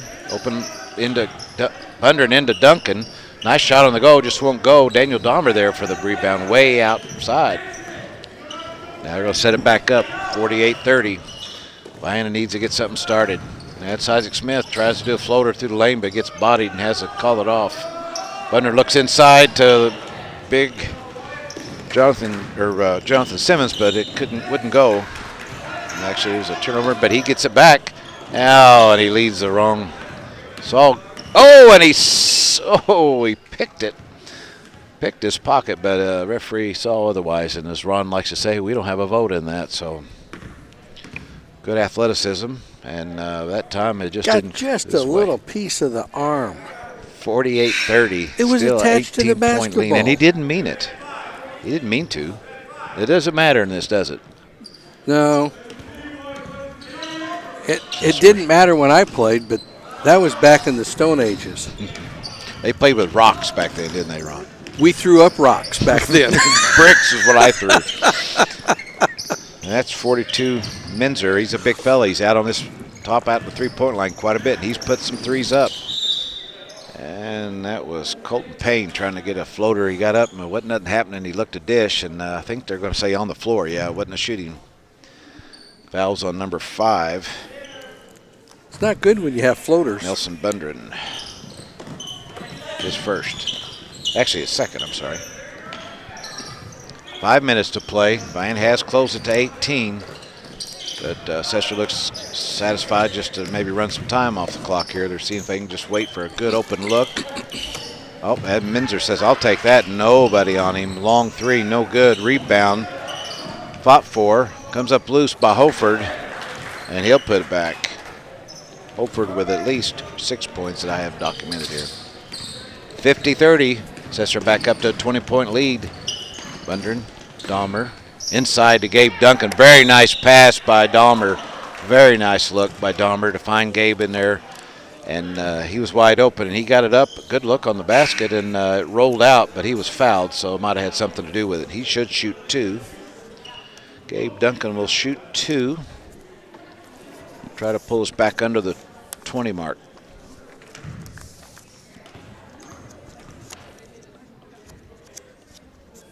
First one's up and rims out.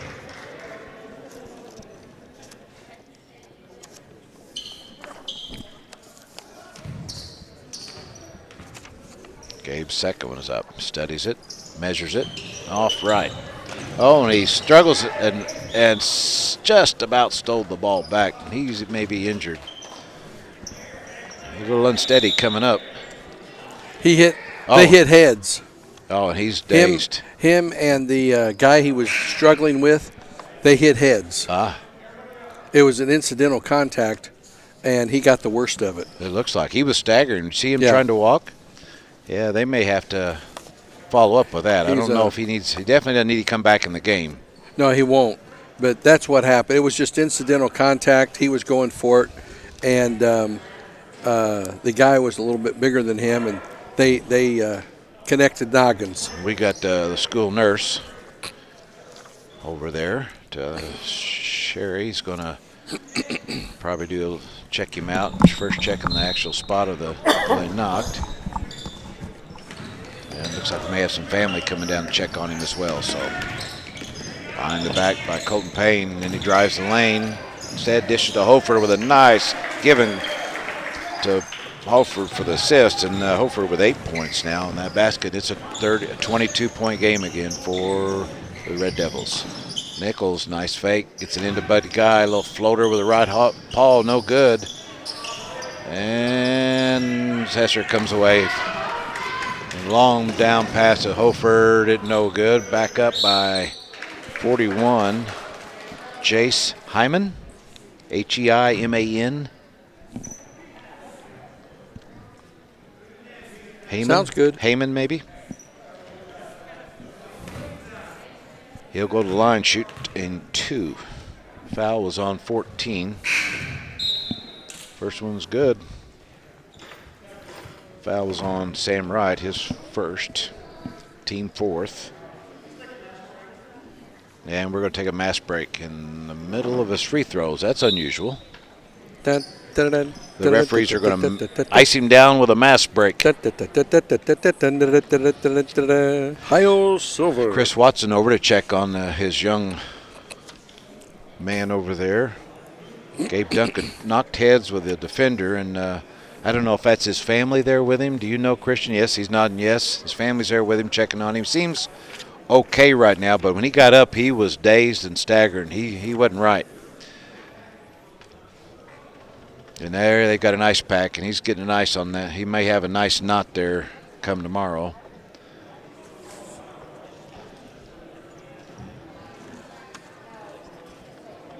Not the way you want to make the highlight reel, but I will say this for the young man. That was his free throw, and he almost got that rebound. Well, that far away from the bucket, and then went out of bounds. As a shooter, he knew which way it was going to go. Good and point. He hit off the side of the rim on the right side. It was going that way. He saw the direction and headed that way, didn't he? He got there. It's just that him and the Ziegler or Sesser-Valier guy. Maybe he's a pretty good physics student as well, so he projected the trajectory and cut it off to pass. Unfortunately, so did the other player, and they met in the middle. I fought the law, and the law Hyman's won. second shot, or Heyman's, is good. He makes it and then goes sit down, take a break. That free throw was exhausting. 54-30. Vienna trying to save every second they could off the clock with a roll pass to the half-court line. Cato over to Nichols, inside to right. A little shuffle back, saved out by Constante, but to no avail. Sesser-Valier with the ball and a 24-point lead. Their basket's no good, and Cato sees open court. He's going to go all the way, and he's pushed from behind. He'll shoot 2. The foul is on 33. John Ruffino, we saw him a lot in the freshman game. It's his first. And Cato will shoot 2 free throws. His first baskets of the night. He has not had a field goal attempt till that attempt right there that he was fouled on. So he still won't. Sinks the first one.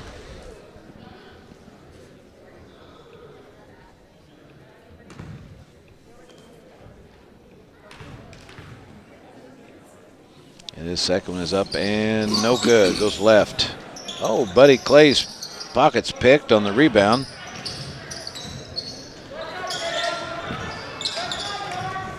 Sesser on the drive. Oh, kicked out nicely by Green. Buddy Clay recovers, skips it down to Cato with a nice right hand finish, and there's his first bucket of the night. He has 3 points. Vienna has cut it to 21. Not going to go away. Green tries a nice little slap again, but it didn't work this time. The big freshman, 35, Braden Short in for Sesser-Valier. To Ruffino. Got to Payne. Ruffino to Gilliam.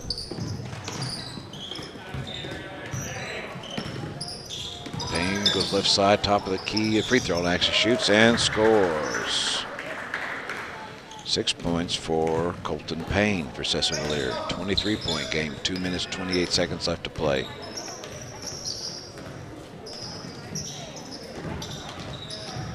Yeah, it's Jonathan Green with a nice little drive and finish. He's got 6 points tonight.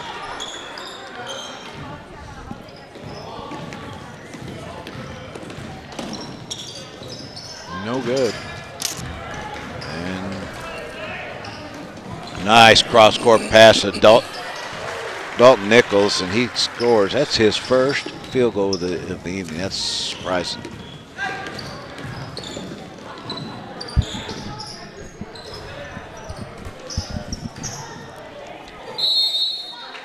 Tie up underneath the basket. It'll be a jump ball. Possession arrow. Point Sesser-Valier's way. And some mass substitution for Sesser-Valier JV. Bring a lot of the freshmen we've seen in the freshman game in. Don't forget, Jonathan Green steps out, and whole slew. We got 5 games tomorrow here at the high school, starting at 11 o'clock tomorrow morning. 5 games tomorrow, starting at 11 to Veronica. I don't know if I can hear you in that one there. Can you hear Ron okay, Christian? Okay. So, Missed my headset. 5 games starting at 11 o'clock with the girls. Big three-pointer by number 12. Jake Hicks. He hit a couple in the JV game. There's my guy, Buddy Clay. Another deuce, and that gives him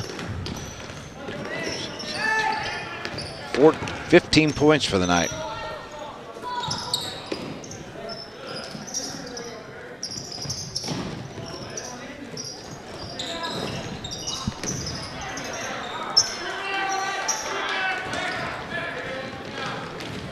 He skips it down to Cato, who a little floater, no good. Off Sesser-Valier, be vying a ball into the goal with 1 minute and 2 seconds left to play.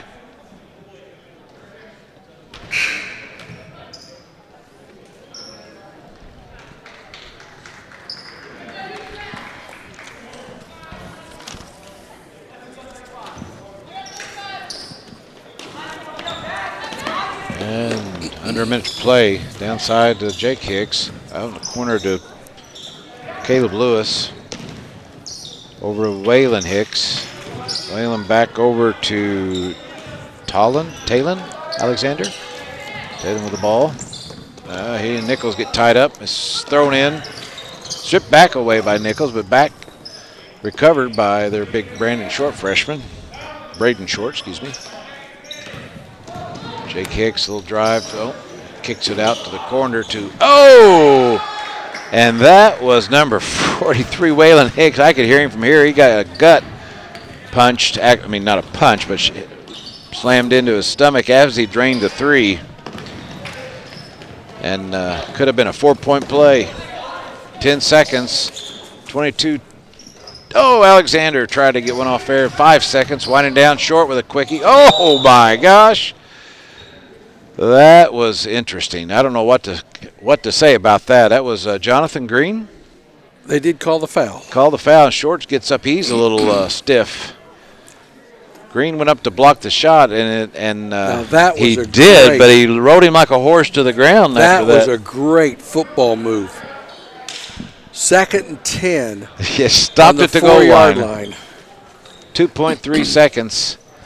And it'll be this game will end with an inbounds pass, and that'll probably be about it. 62-39. Rough game to watch for the JV today. So we'll get ready for the varsity and be back in just a little bit. What if I had time to run to Casey's and get a piece of pizza or something? I should have had you guys give me a sandwich. I didn't realize I was hungry. I wasn't then. Can I do that yet, Clint? Do what? Can I run to Casey's and get a sandwich real quick? I don't see why you can't. All right, I'm going to hurry. Ronnie, what do you think? No, I can't eat. We do that at the same time. Well, we can turn around. Everybody else good? I will. I think I'm fine. Thanks for the offer, bud.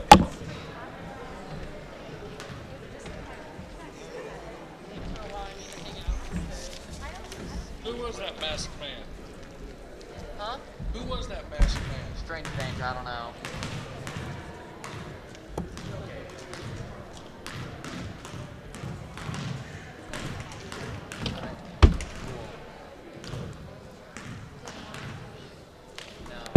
All right. So, what's your name?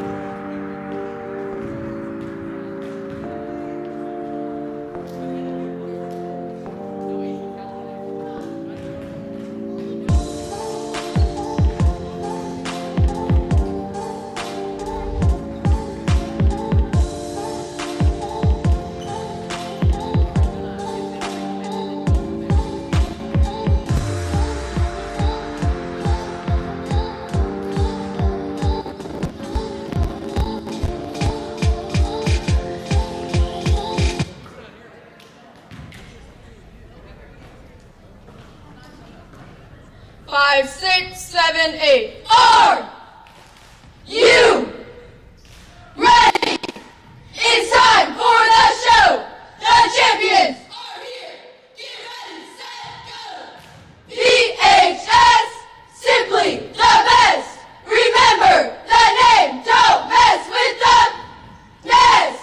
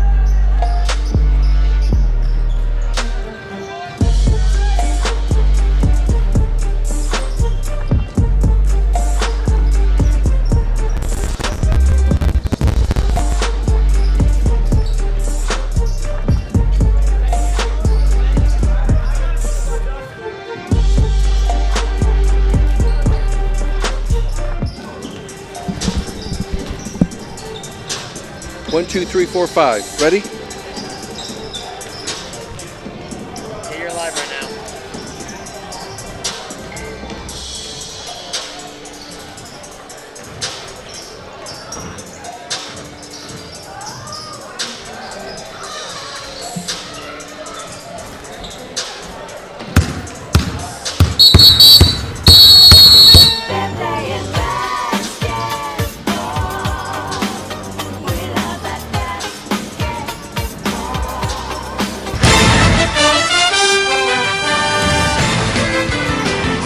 It's time for Vienna Eagles basketball right here on WIBH Net 3. This Vienna Eagles basketball broadcast is brought to you in part by Banterra Bank, Rusty's Home Center, Trevelyan Farms, Vince's DJ Show, Southern Trust Bank, Golson Financial, Southern FS, Goddard's Auto Body, Edward Jones Financial Advisor Russ Kruger, C&K Equipment, Legence Bank, and Trevelyan Brothers Construction. Now let's head out to the gym for Vienna Eagles basketball. And good evening, everybody, from Vienna High School. I'm Ron Ellis. Danny Field will be alongside, and we've got Eagle basketball here this evening as the boys will take on the Sesser-Valier Red Devils in the third game here today. The Vienna freshmen, they won their game handily this evening, and the JV, they just lost a game to the Sesser-Valier Red Devils, and it'll be the varsity coming into play now. The records for these two teams coming in, Sesser-Valier is 6-2 overall. They're 4-2 in the Black Diamond West. And the Vienna Eagles, they come in with a record of 1 win and 7 losses. They're 0-6 in the conference. Our starting lineups for tonight's game for the Sesser-Valier Red Devils, it'll go like this. At a guard, a sophomore, number 10, Gabe Gunter. Also at a guard, number 13, a senior, Jaden Lance. A forward, a senior, number 20, Garrett Gunter.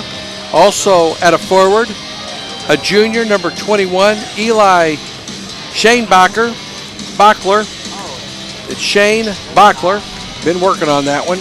And at center for the Red Devils, they really don't have a true center.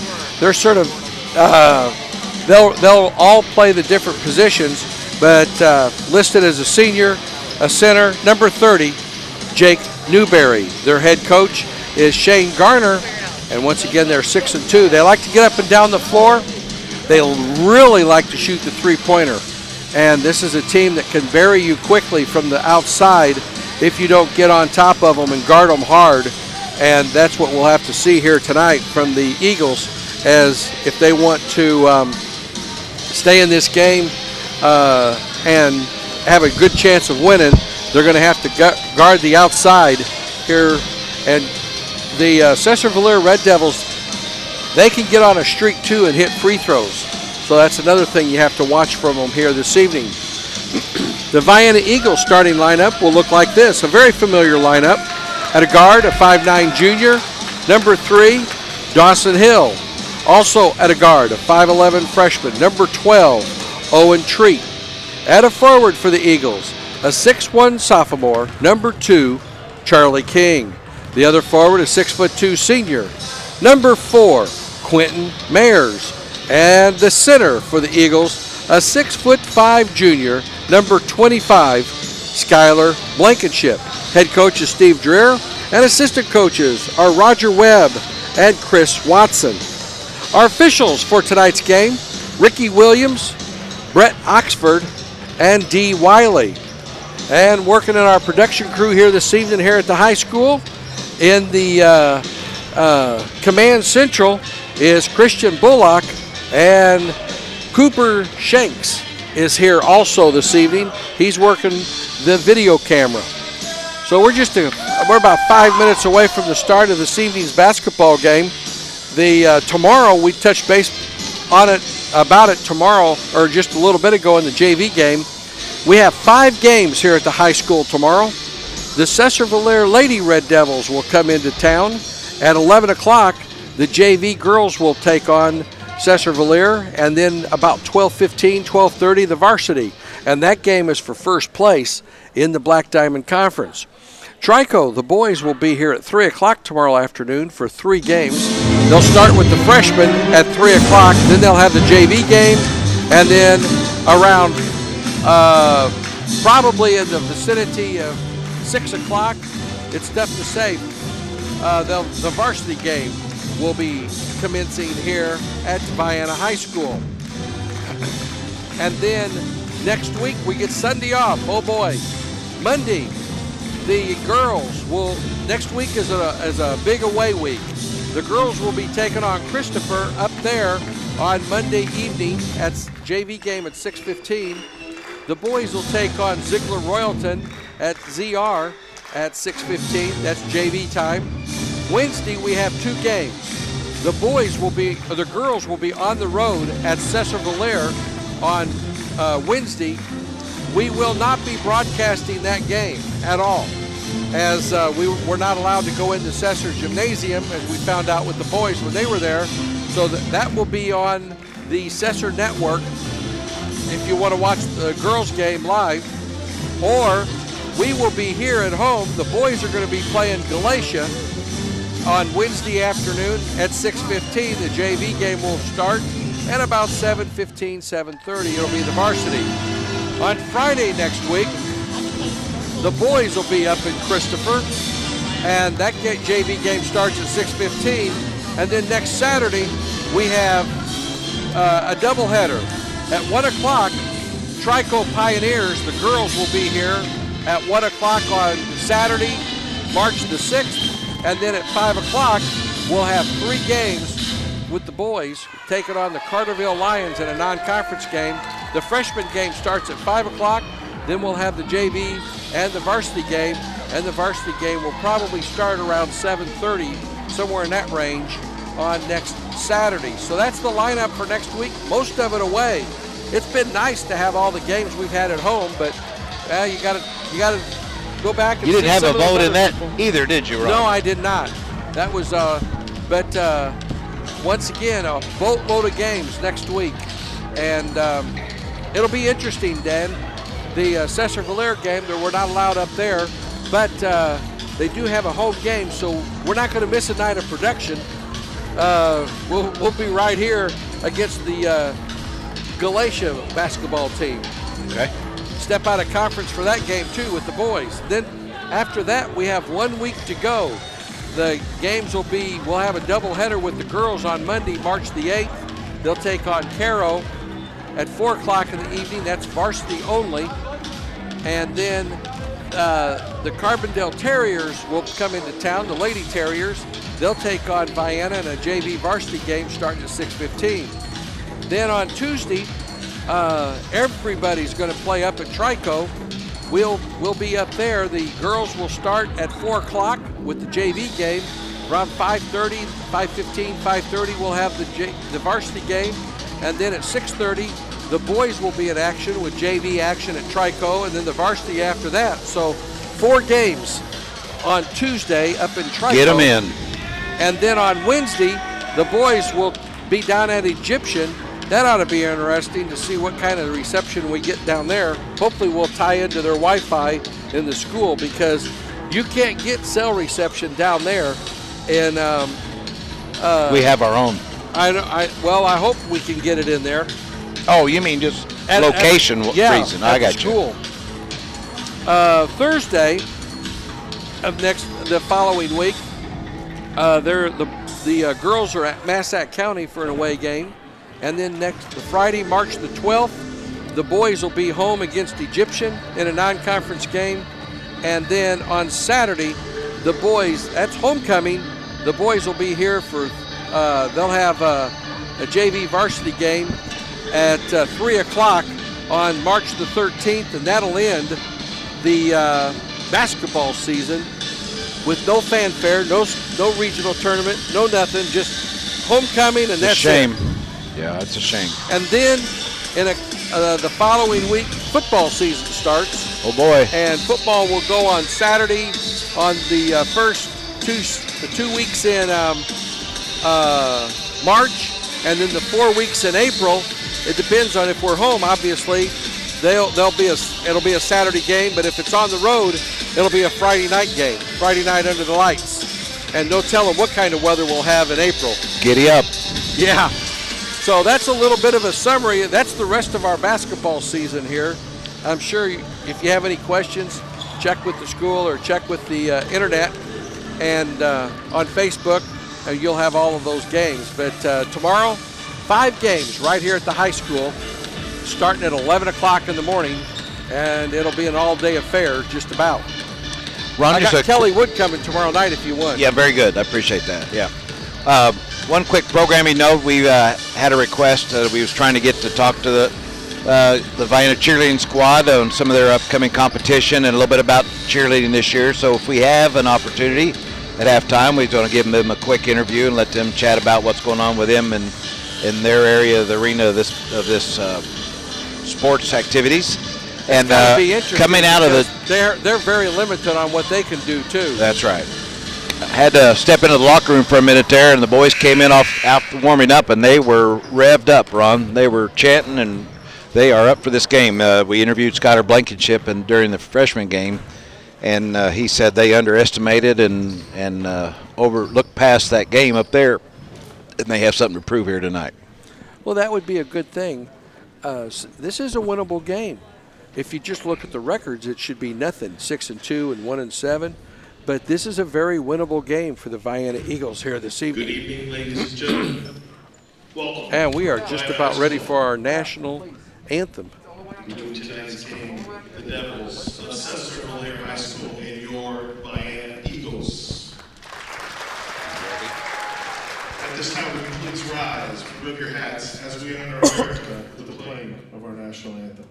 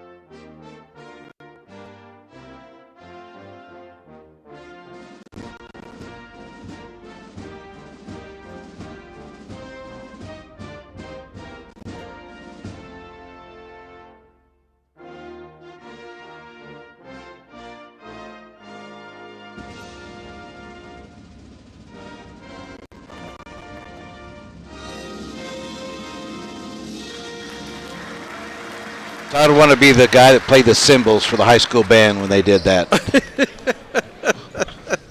I noticed Mrs. Holhubner up there. She was getting with it, tapping the beat along with the national anthem. And on the cymbal crashes, she'd give a little nod with her head. Sophomore, number 10, Gabe Gunter. I always wanted to be a drummer. There's two things that I wanted to do. I can play the drums just by keeping with my hands. I used to play bongo drums, so that was a lot of fun. I really enjoy playing the bongo drums. And but one of my bucket things that I want to accomplish is I want to learn how to play a guitar. I've never done that. The Devils are coached by Mr. Shane Gardner. Don't worry about letting it just go a little long. It's okay. Just try to get them all in, and even if it goes past the time.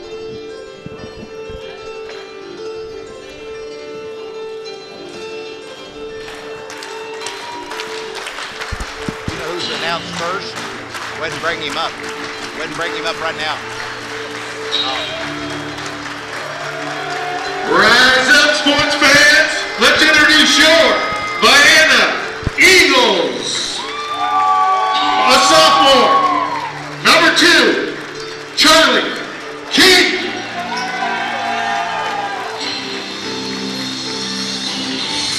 A junior, number 3, Dawson Hill. A senior, number 4, Quinton Myers. A freshman, number 12, Owen Treat. A junior, number 25, Skylar Blankenship. The Eagles are coached by Mr. Steve Dreer, assisted by Roger Webb and Chris Watson. Tonight's officials, Mr. Ricky Williams, Mr. Brett Oxford, and Mr. D. Wiley. Wiley Coyote. Dare you to call him that when he gets over here.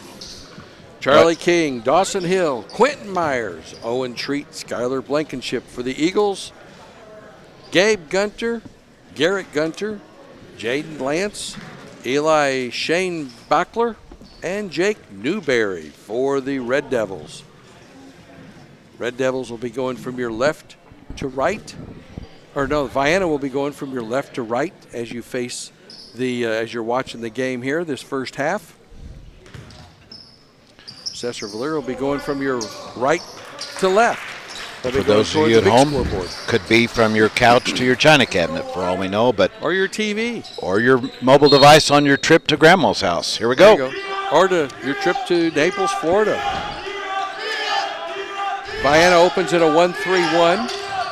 Into the left corner. Quick three-pointer by Lance is off the side of the rim. No good. And Treat with the rebound. Over to Hill. Hill into the front court over to King. King on the left wing. Picks up the dribble. Gets it to Myers. Myers, a little floater in the paint off the glass. Too strong. Rebound by Charlie King. And he will go. There's going to be a foul. It's going to be a non-shooting foul, I believe. And the first foul of the game goes against Gabe Guntner. He's a stout young man, too. Treat gets it into Hill, way out on top, over to King. King, Treat, wide open three off the back of the rim. Rebound pulled out of there by Hill. He knew where the ball was going. He went and got it. King on the baseline to Blankenship, down to Myers. Myers is pushed from behind, gets the ball back out on top to Hill to Treat. Treat to Blankenship, out on top. He's guarded by Newberry. Behind the back dribble by King. He picks up the dribble, gets it into Blankenship. 10-footers, good! And the Eagles draw first blood here this evening with about a 10-foot jump shot by Skylar Blankenship. 6:55 to go. Full court pressure, ball stolen away by Treat. 4-on-2. Hill takes it to the rack, puts it up, no good. Followed by Myers, up and in! And it's 4-0 off the turnover. 2-2-1 full court press. Sesser with the ball in front of us to Garrett. Garrett brings it across the half line. Kicks it in the left corner. They work it around the top of the key. Right side over to Gabe. Gabe Gunter. He throws it away. I'm not sure what he was doing. He thought it was tipped. There wasn't anybody close enough to him to tip it. Second turnover on Sesser-Valier. Hill brings the ball into the front court. Man-to-man pressure by the Red Devils. Myers on the left side. He's partially blocked. And coming out of there with it was Newberry. They get it up into the front court over to Gunter. Gunter walks, no call. Nope, they got it. That's the third turnover on the Red Devils. We've played 6 minutes, we got 6 minutes and 12 seconds to go here in the first quarter. Now they're going to pick up full court. Gabe working against Hill. Across the 10-second line. Hill sets it up. He goes left side into the corner to Blankenship. 15-foot jump shots. Good! Blankenship has 4, and it's a 6-0 lead. Eagles coming out on fire to start this game. Quick ball movement. Across the half line is Gabe. Gabe stolen away by Treat. Here they come back. Treat steals it. It's stolen back. Over to Garrett Guntner. And they're going to get it over to Gabe. Gabe brings it into the front court, right side. Long three by Newberry off the back of the rim. No good. Rebound pulled out there by Guntner. And we're going to have a walking call on Garrett. And that is their fourth turnover here to start the game. I have 5, Ron. Do you? Okay. And number 14, Gavin Woodland, a junior, comes in for the Red Devils. 5:20 to go here in the first quarter. Hill goes all the way down, kicks it off. King, baseline jumper, no good. Rebound comes out there to the Red Devils. That was Shane Bachler with the rebound. Out on top with it is Newberry. Newberry goes left side over to Gunther. Garrett with the ball. Steps inside the arc. Dumps it down in the low block. Oh, what a nice move. That was good basketball. That was a nice pass. The Blankenship will pick up the foul, and going to the free throw line will probably be Garrett Guntner. Nope, number 14, Gavin Woodland. That was a really nice pass. Yes, it was. It was actually 2 nice passes, really, technically. First free throw is nothing but the bottom of the net. Sesser-Valier, a pretty good free throw shooting team. You don't want to give them a lot of free ones. Jaden Lance comes back in. Second free throw by Woodland is also good. It's 6-2. 5:03 to go when they finally got on the board. Down deep, Blankenship tried to finger roll it in. He was too far away, and the rebound comes out to the Red Devils. With the ball is Garrett. Garrett Guntner out on top to Newberry, and he'll set it up between the circles. Left side, over to Garrett. He thought it faked a 3. On the right side, over to Shane Bachler. Working around, 3-pointer attempt put up off the front of the rim. Blankenship with the rebound, and he throws it away. Into the front court. 3-pointer by Shane Bachler. Hits no good. Myers with the rebound. He has the ball taken away from him, and there's going to be a foul. This will go against Garrett Guntner. That'll be his first, team second, with 4:23 to go here in the first quarter. 6-2 Eagles. Length of the floor to go, and we're going to have a mask timeout. We'll take a break. 6-2 Eagles. We'll be right back. Bush Hog offers a full line of products, including rotary cutters and crop shredders, landscaping and tillage equipment, mowers, construction equipment, and zero-turn and finishing mowers. Quality and durability are the hallmarks of all Bush Hog products. Bush Hog has the right tool for your operation. They stand out with many units still delivering performance after 20 years or more in the field. So if you're looking for an investment and not an expense, Bush Hog will deliver dependable performance and value. Built tough in Selma, Alabama, and sold by qualified local dealers. Bush Hog, serving American farmers and ranchers since 1951. And remember, if it doesn't say Bush Hog, it just won't cut it.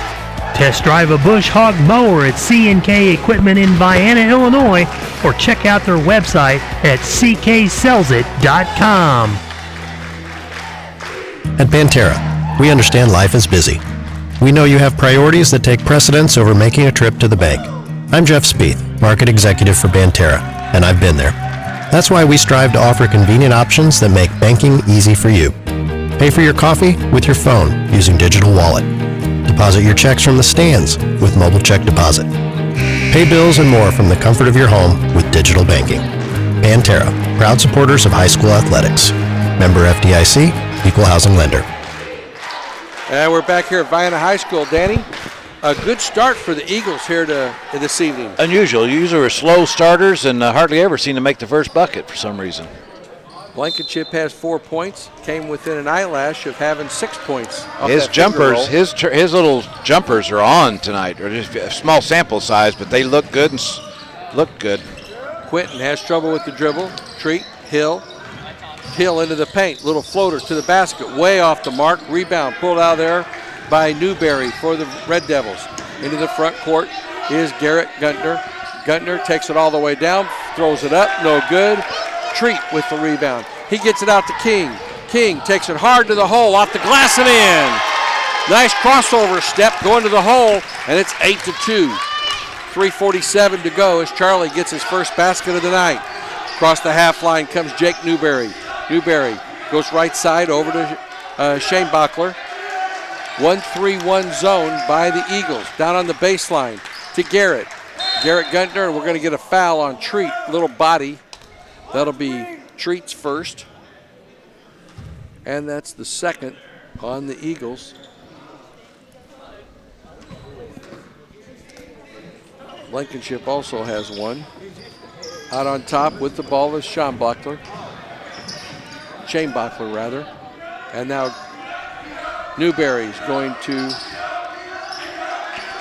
into the left corner over to Lance.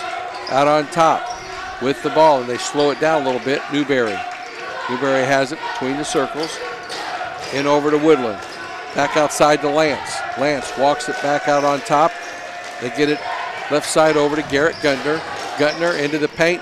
10-footer, no good. Rebound, fought for, still loose on the ground. And coming out there with it was Woodlawn. It's still loose on the ground. Kicks it way out on top. Right side. Over to Schombeckler. Into the right corner. Woodland for 3. Air ball. Lance with the rebound. Lance. And they work it around. Out on top. Another 3. Off the back of the rim. And they are cold tonight to start the game.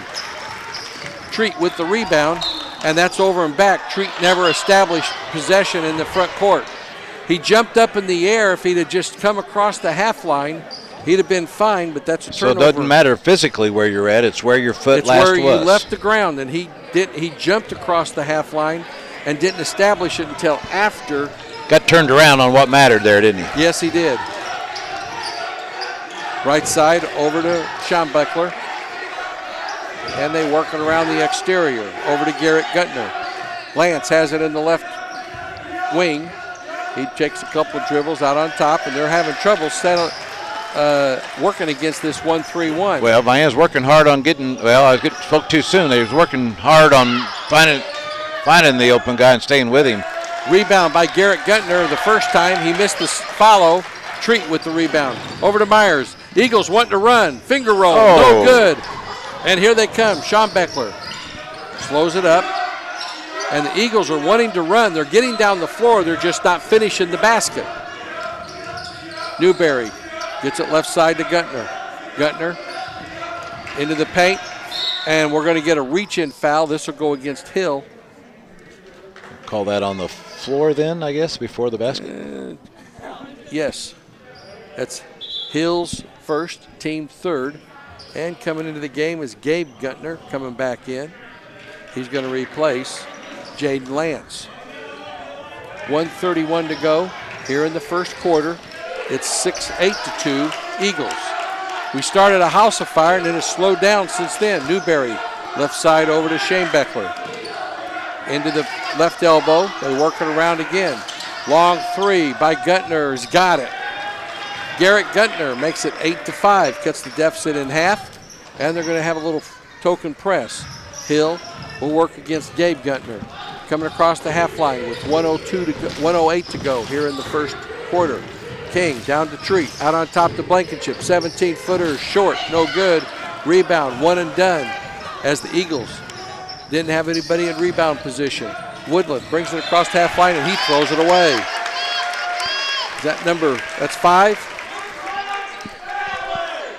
Oh, I'll give it to Vienna. I apologize. That's on Sesser. That should be their 6th, Their right? 6th, Vienna's 4th. Sorry about that, Ron. Brings it into the front court with a 3-point lead. We've been on 8 forever. Hill just dribbling out on the exterior. Gets it to Treat. Treat to Blankenship. Blankenship with Newberry. Ball stripped away and stolen. And going back, count the basket, goaltending, and Newberry gets the basket. Makes it 8-7 off that steal.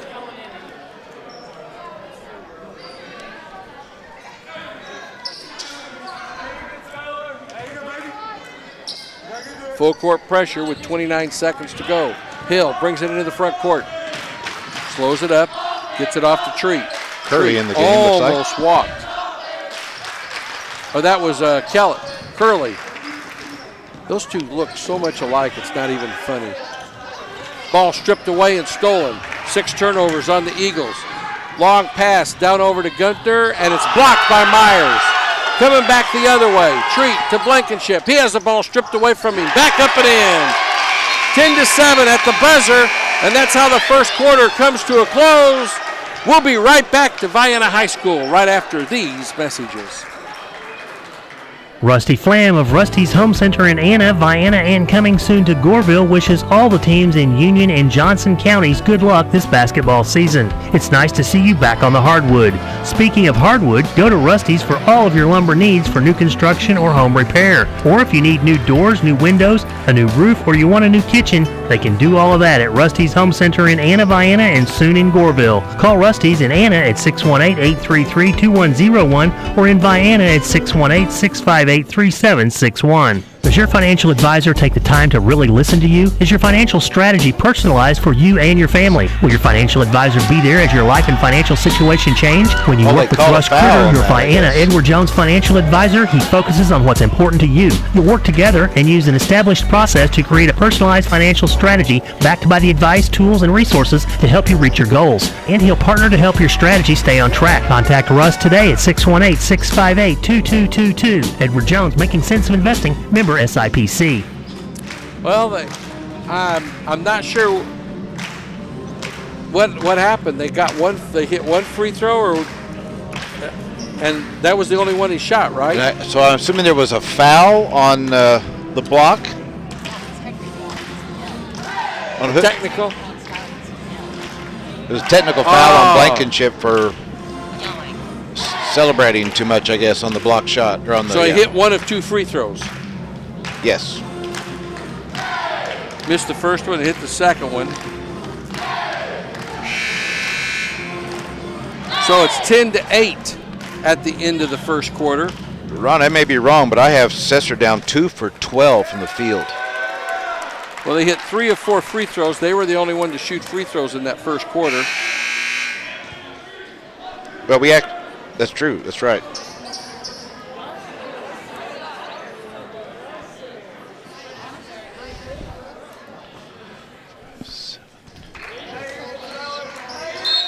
So Vienna will have. That doesn't make any sense, because if it was a technical, they should have had the ball to start the second quarter. So, but they did shoot 2 free throws and hit 1 of 2. Vienna with the ball. Hill bounces it to Myers. Myers working against Guntner into the left corner. Hill drives baseline. They're going to have a blocking foul. This will go against Sesser-Valier. Number 10, Gabe Guntner, will pick up his second foul. Just 3 on the Sesser-Valier Red Devils. And with that technical, Blankenship now has 2 fouls. Hill on the left wing, dribbles out on top.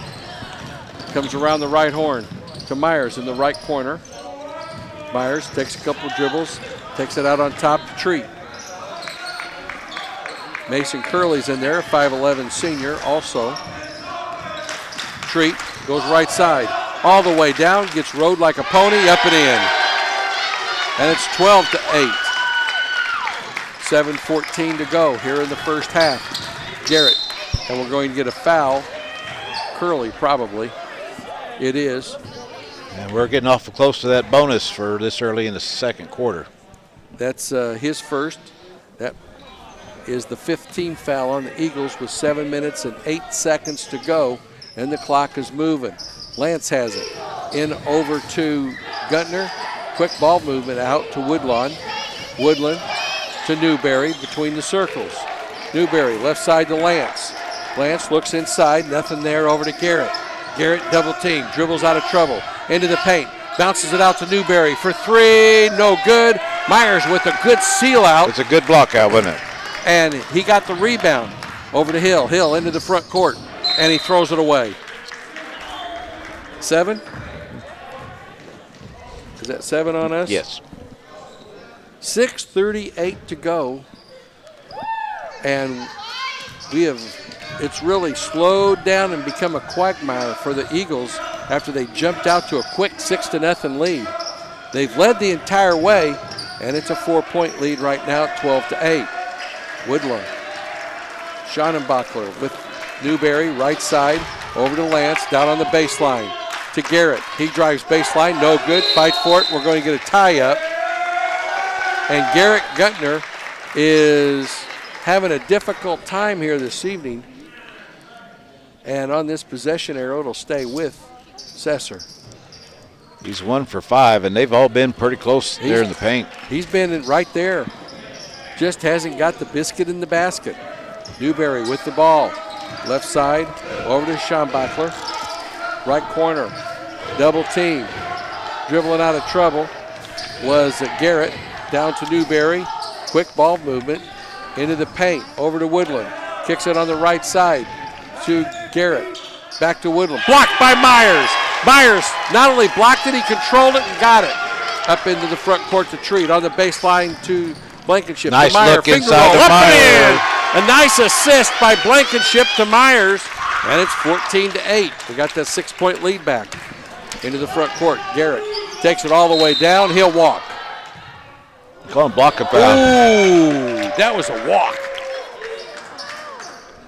That's an NBA foul, I guess.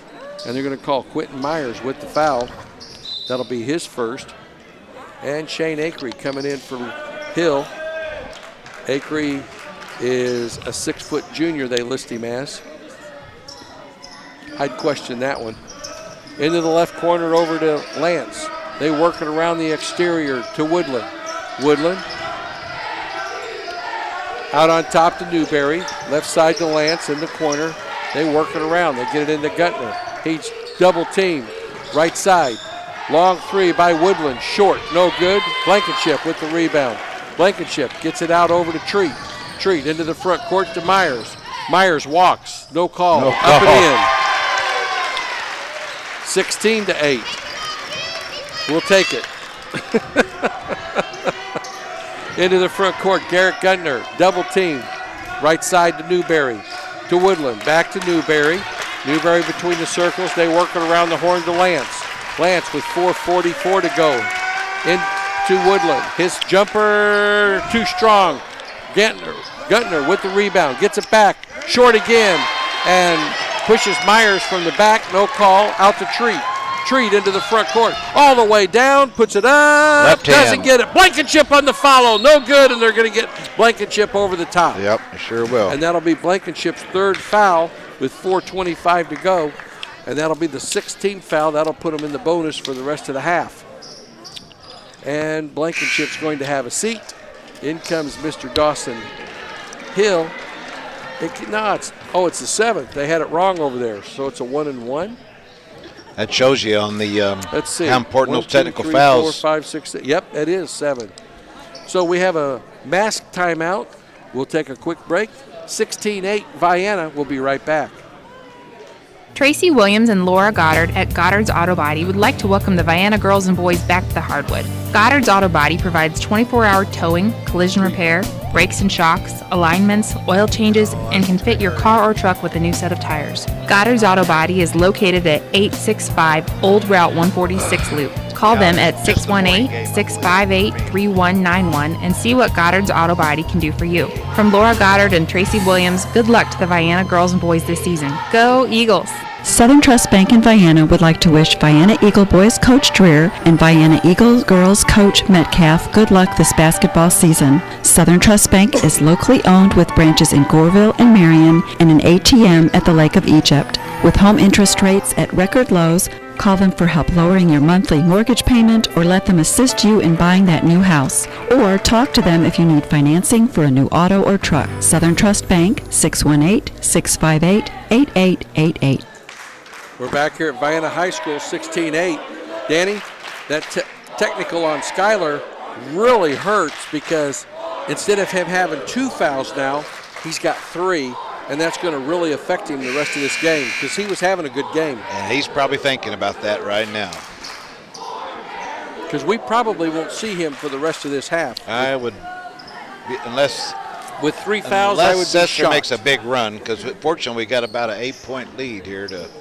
Well, I would think you would see Buddy Clay in there before you would see. I would Blankenship like to back see in. Buddy Clay in some of these situations. I really would. Free throw is good. 16-9 as Newberry makes the first. Second free throw by Jake Newberry. The senior's free throw is way short. Guntner with the rebound. Guntner off the glass and up and in. Right hand. 16-11. It wound up being a 3-point play.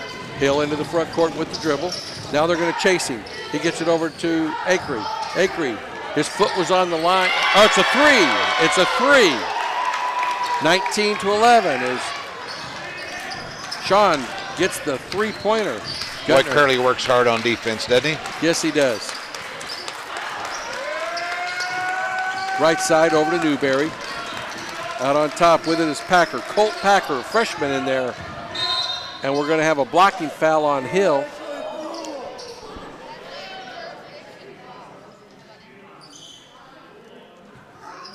Hill asking what can I do differently there.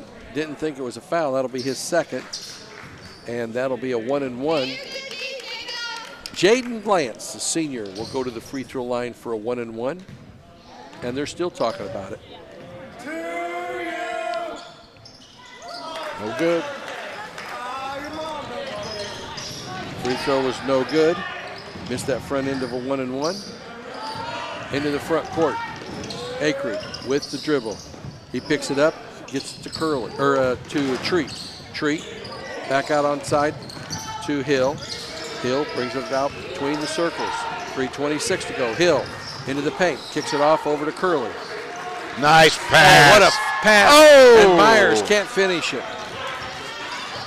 Treat with a baseball pass in there. That Myers. was nice. He threaded the needle with it too. Into the front court with the ball. Sesser-Valier has it. Out to Newberry. Newberry looks inside to Lance. Skip pass right side over to Schaenbachler. Newberry has it. 1-3-1 down to Guntner. Her turns, spins, puts it up and in, and Dawson letting go with the 2 fouls. 19-13. Treat gets it right side to Acree. Acree dribbles out on top, picks up the dribble. He's in trouble, gets it over to Myers. Myers takes a dribble and throws it away. All the way down, Guntner lays it up and scores off the turnover. And it's 19-15. And a quick timeout called by the Eagles. And a 30-second timeout. Well, Dan, it's been a game of a little bit of spurts here for the Eagles, and right now they're somewhat in the doldrums. Yeah, I still think we're looking a little bit like the JV did at times, like we're trying to force our offense instead of just being patient and although we've had some nice passes, some nice looks, and some nice shots on the goal, so a few times they've just rolled around and haven't fell. We've had Quentin Myers especially tonight. Both teams have had a lot of shots in the paint that have just rolled off the rim. Right. Not been able to just finish it. Well, we were 5 for 11 in the first quarter, so that's field goal. That's a little under average, I would say, especially considering 2s and 3s there. Well, the problem is we haven't been to the free throw line yet. True. Here we are with 2:21 to go in the first half. Hill has it into the front court, bounces it to Acree. Acree takes a couple of dribbles. Now he gets to Hill, to Curley. Curley between the circles to Treat. Treat around the top of the horn, backs it out. Acree's wide open. And it goes off of the foot of Guntner. Guntner had his foot in there, and it goes out of bounds off of him. Get it into Acree. 2 minutes to go here in the first half, 19-15. Vienna has led the entire way. They've had as many as an 8-point lead, and they have a 4 right now. Curley, or that's Treat, loses possession of it, and that's 9 turnovers I have for the Eagles. Guntner into the front court. Left side, over to Packer. Packer, they work it around. Newberry, wide open 3, way strong. Guntner with the rebound. Or no, that was Woodland. Woodland with the rebound off the glass and in, and all of a sudden it's 19-17. Full court pressure. Curley over to Hill. Hill takes a deep breath, and he's going to bring it up against Packer. Colt Packer, freshman, working against Dawson Hill, the junior. Myers from the right elbow, back to Curley, forces the issue, way short, gets it back up, no good. Rebound comes out there to Schaenbachler, and Schaenbachler and Sesser-Valier can take the lead with a 3. Woodland, they work it around the horn. Thought about a 3 with Schaenbachler. He kicks it out on top to Garrett. Garrett Guntner. Right side, over to Shane Beckler. Back to Newberry. Left side to Garrett. Garrett Guntner. Right side to Woodland. Or that's Shane Beckler. Back over to Guntner. Guntner to Packer. His long three, no good. Treat with the rebound. Treat brings it into the front court. Baseball pass down to Curley. Back out on top to Treat, to Myers. Myers in the paint. Fadeaway jumpers, no good. Rebound by Guntner. Guntner into the front court with the dribble. Bounces it left side over to Shane Beckler. Out on top to Newberry. Right side over to Packer. His three again's good. And they have their first lead of the game at 20-19. And that's how the first half comes to a close. Sesser with their first lead of the game right at the end of the first half, 20-19. We'll total everything up and we'll be right back to Vienna after these messages. When you don't have the right tools for the job, hard work just gets harder. With more standard features, longer warranty, and the best in-class performance, you can get the job done right the first time, all for a value that offers, well, simply more than the rest. LS Tractor. See the LS difference at lstractorusa.com. Come test drive an LS tractor at CK Equipment in Vienna or check out their website at cksellsit.com. Susie and Danny Joe Trevelyan, along with Joel and Judd and the families of Trevelyan Farms in Grantsburg, wish the Vienna boys and girls basketball teams good luck as they finally get back on the floor. We're not able to be there to support you in person, but we want you to know that we are there to support you in true Vienna Eagle spirit. Congratulations to the seniors for all your dedication and hard work. And good luck, not only this season, but for the rest of your lives. Once again, good luck to all the Vienna teams from Trevelyan Farms. With 25 years experience, Vince Hofford at Vince's DJ Show provides professional DJ services with music for all occasions. Whether it's a wedding, class reunion, school dance, prom, homecoming, or party in your backyard, Vince's DJ Show can provide the music for all your party needs. Vince's DJ Show welcomes Vienna boys coach Steve Dreer and welcomes back coach Rick Metcalf as the new girls coach. Good luck, Vienna boys and girls, and give Vince a call at 618-658-9095. Everyone at Southern FS would like to wish Coach Rick Metcalf and the Vienna Eagle girls and Coach Steve Dreer and the Vienna Eagle boys basketball teams lots of success this basketball season. Southern FS is your local source for gas or diesel fuel, LP gas for your residential or commercial needs, feed, seed, and chemical or agronomy needs. Southern FS Vienna's office is located at 615 Old Route 146 Loop, or give them a call at 618-658-5231. From everyone at Southern FS, let's go Eagles.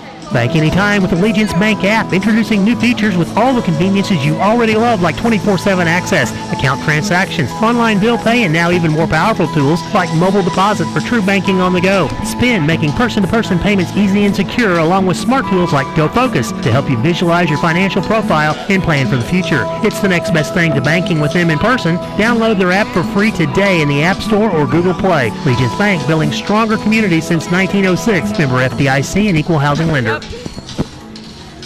Right. Guys good? All right. All right, Timmy.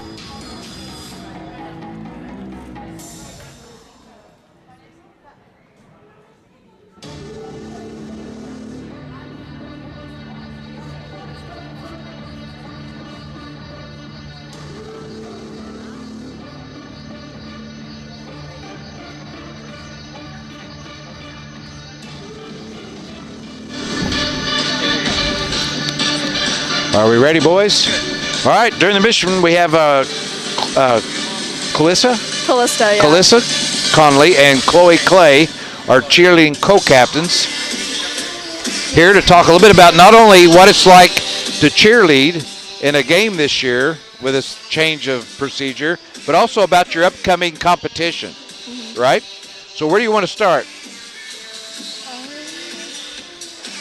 It's been a little bit different with we have to be farther apart, and our competitions, we're not allowed to stunt this year. But we've tried to make the best of it. We did a lot more tumbling and a lot more motions and dances. So you're compensating for what you can't do and making up for another. How's it going so far? How do you feel about it? We're doing pretty good. We had about 2 weeks to put our routine together in our That's first not really competition. much time, is it? Yeah, I know. There you go. Turn them. It seems like they're slowly starting to lift things up. Like now we're allowed to tumble without our masks on, where before we weren't able to do that. Oh, that's good. Yeah. I tumble a lot, but it's not on purpose. So, and then the competition is when exactly? So we had one last weekend. Oh, okay. And then we've got another one this weekend. So every time we record a routine, we go to like 3 different virtual competitions. Okay. Now, is that held at an event anywhere, or is it's done remote, or how do you?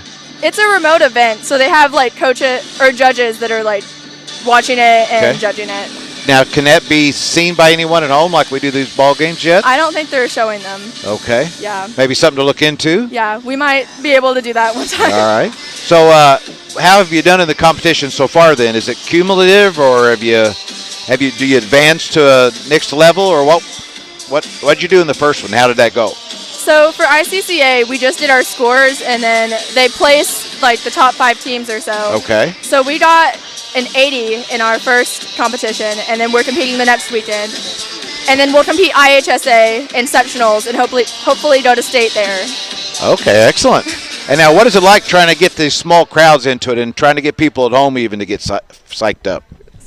She's asking you there, Chloe. Definitely a lot different. Like we're used to having like a pretty big, crowd, and it's kind of hard because it's a little bit less adrenaline whenever we come out here and there's about 15 of them watching us.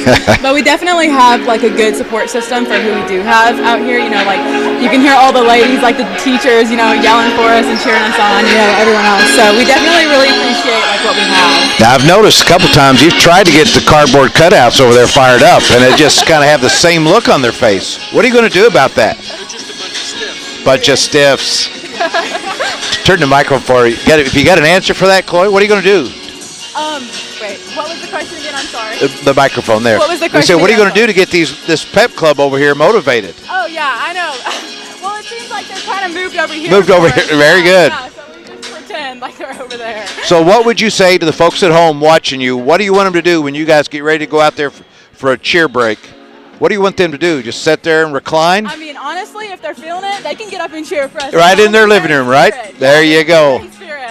Well, that's it, folks. At home, if you hear that and getting ready to cheer, reach out, text them via Facebook or whatever, let them know you're there for them too as well. Thank you, girls, very much.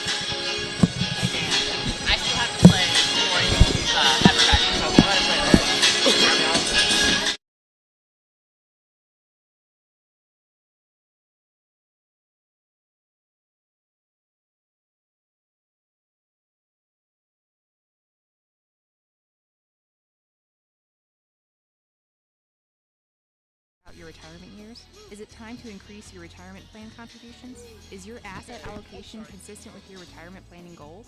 Rodney Golson at Golson Financial Services can help you determine if everything in your best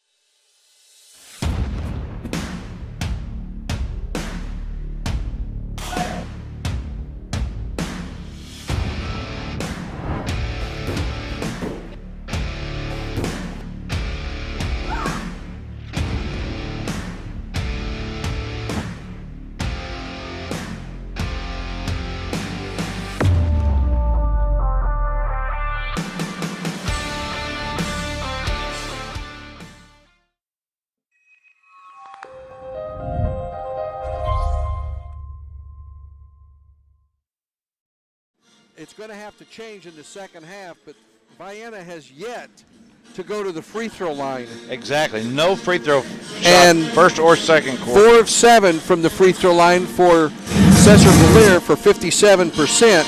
But you cannot win the basketball game if you don't get to the free throw line. Only 3 fouls called against Sesser in that first half, 8 on the Eagles. And you've got some individual totals, Bud? Yeah, I do. First for Sesser-Valier, I have 2 points for Gavin Woodland.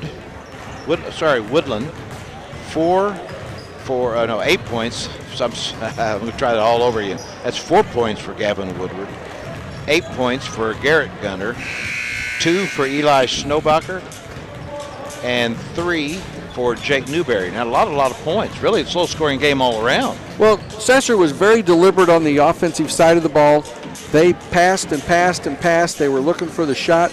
They wanted Garrett Guntner to take it into the paint. More often than not, he was going to shoot the ball and off of dribble penetration from the left side in the paint. And so far, he hasn't done well. And for Vienna, 2 points for Charlie King, 6 for Quentin Myers, 2 for Owen Treat, 3 for Sean Akery, and 6 for Skylar Blankenship, all in the first quarter. He set most of the second quarter.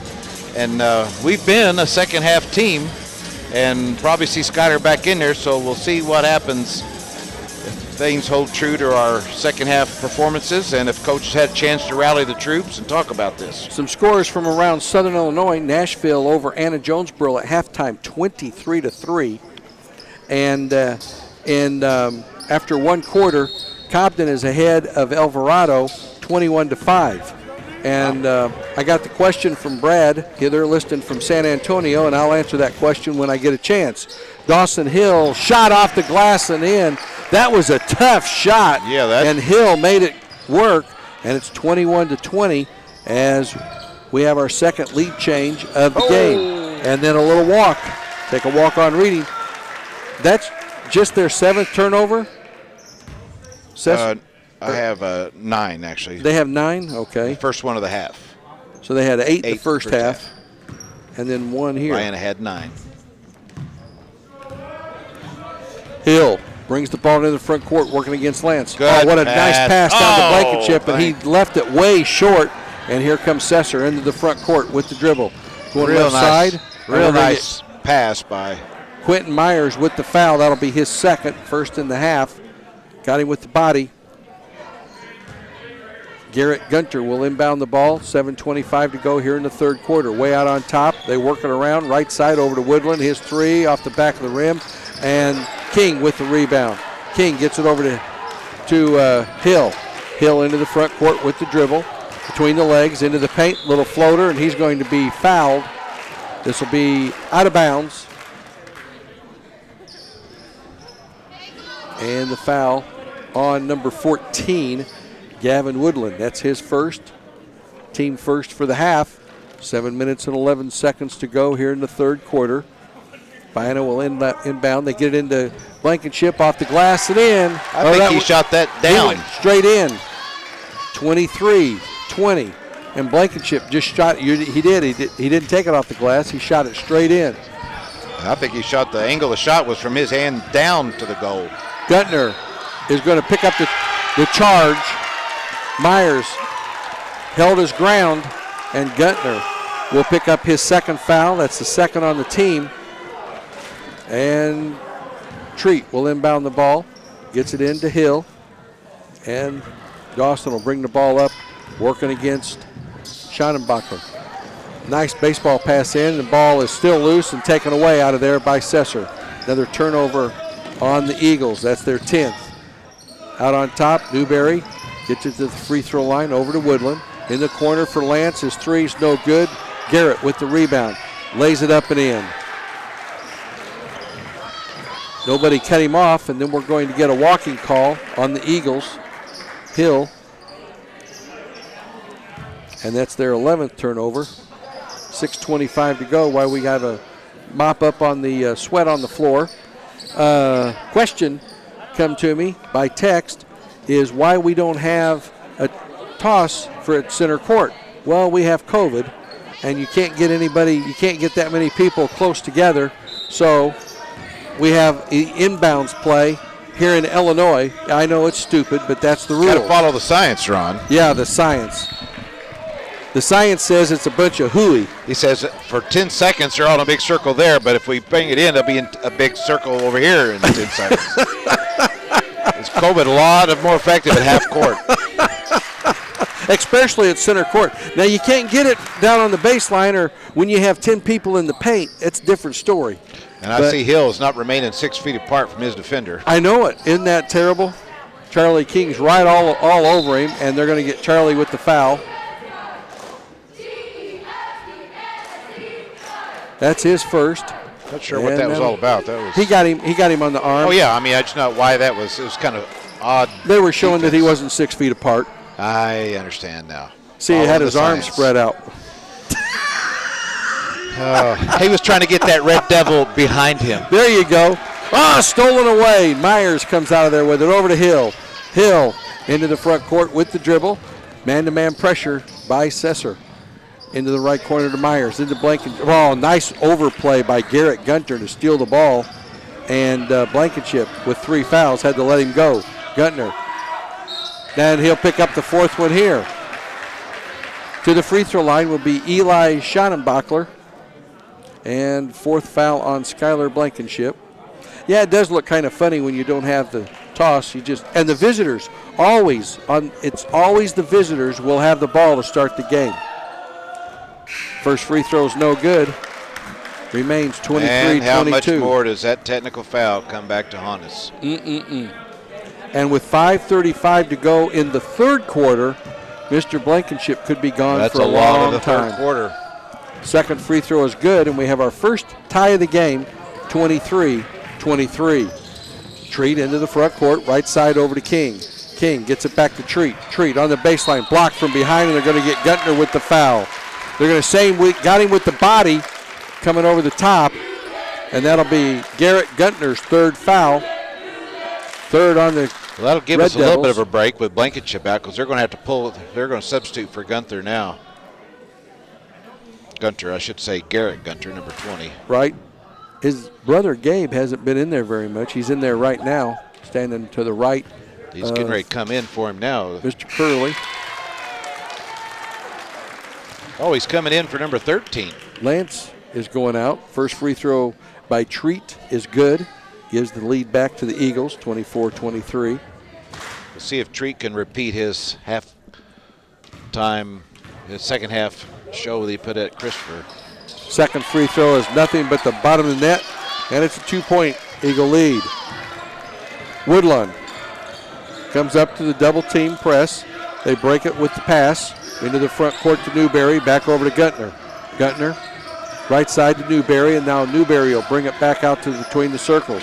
Left side over to Garrett. Garrett Guntner working against Hill. Newberry thought about a 3. Ball stripped away and stolen by Johnson, and then we're going to get a foul on Eli Schonenbachler. That'll be his first. And Matt Johnson with the steal. He's got quick hands, and he can jump. He's a senior.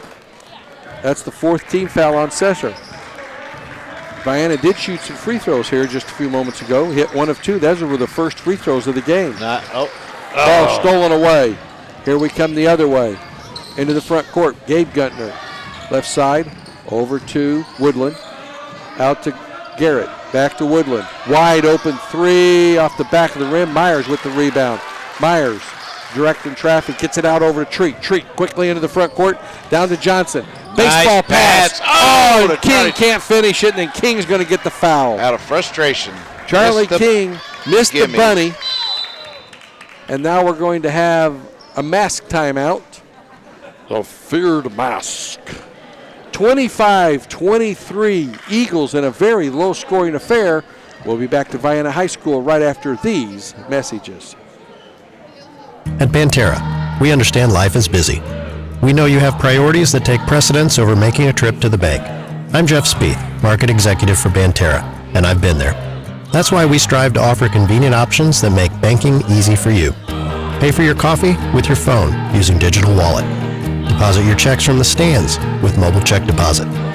Pay bills and more from the comfort of your home with digital banking. Banterra, proud supporters of high school athletics. Member FDIC, equal housing lender.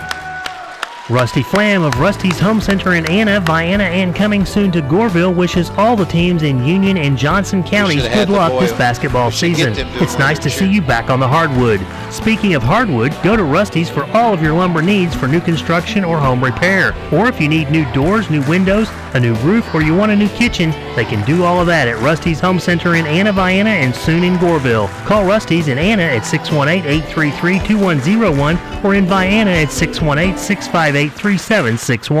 Does your financial advisor take the time to really listen to you? Is your financial strategy personalized for you and your family? Will your financial advisor be there as your life and financial situation change? When you work with Russ Critter, your Vienna Edward Jones financial advisor, he focuses on what's important to you. You'll work together and use an established process to create a personalized financial strategy backed by the advice, tools, and resources to help you reach your goals. And he'll partner to help your strategy stay on track. Contact Russ today at 618-658-2222. Edward Jones, Making Sense of Investing, member SIPC. Sesser-Valier with the basketball in the front court. Long three put up is good by Newberry, and he gives them the lead back at 26-25. Our third lead change of the game. Into the front court with the basketball is Curley. Treat. Oh, that's Treat. Treat working against Schonenbachler. Kicks it in the right corner. King's little runner, no good. Myers with the rebound. He dribbles out of trouble. Out on top to Hill. Hill. Right side over to King. They get it into Treat. Back to Hill. Or King, rather. Myers has it on the right baseline. Forces the shot up. Doesn't get the roll. But he'll go to the line for two. And the foul. Oh, wow. That's a big one on Garrett Guntner. That's his fourth. Now he will sit down. With 3:34 to go here in the third quarter. 26-25 is the score. Sesser-Valier with the lead. First free throw is good. And we're tied, 26-26, our second tie of the game. Guntner is going to have a seat. Colt Packer, the freshman, he likes to shoot the three. He wasn't bashful when he came in here in the first half. Hit one of two. Quinton's second free throw is on the way, and it's good. The Eagles are 4 of 4 this quarter from the free throw line, and they have the lead back 27-26 into the front court. Gabe Guntner has it right side over to Woodland. Woodland trying to work hard against Treat. Treat gets popped. No call. Out. Three-pointer by Gabe is no good. Rebound comes out there to Sesser-Valier. Shot up and in by Colt Packer. 28-27. Our fifth lead change into the front court. Myers takes it hard to the hole and a blocking foul. Count it and one. Quentin Myers gets the basket. 29-28. 6 fouls there now too, Ron. And that's on number 30, Jake Newberry, his first. That'll put the Eagles in the bonus for the rest of the game. This free throw's nothing but the bottom of the net. And 5 of 5 this quarter after not going to the free throw line. We talked about how they got to get to the line if they want to win, and they've done that. 5 of 5 this quarter, 2:33 to go here in the third. 2-point Eagle lead. Newberry with the ball. Newberry kicks it off over to Schonenbachler. Back over to Newberry. Johnson's on him on the 1-3-1. He's the point guy. Left side over to Woodland. To Packer. Packer to Schonenbachler. Back to Packer. Three-point attempt is good.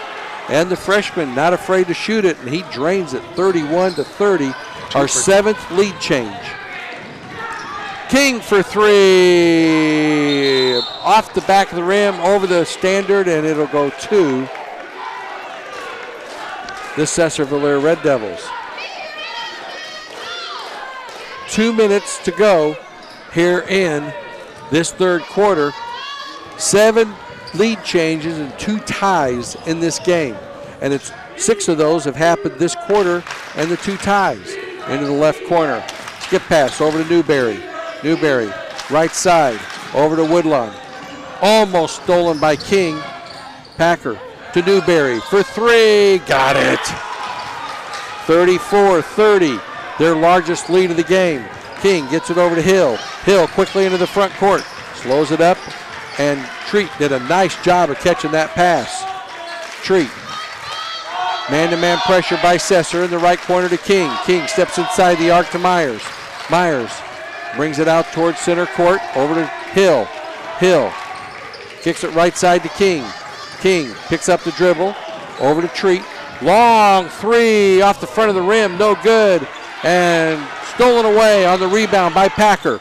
Packer gets it over to Woodlawn. Woodlawn, and we're going to get a charge.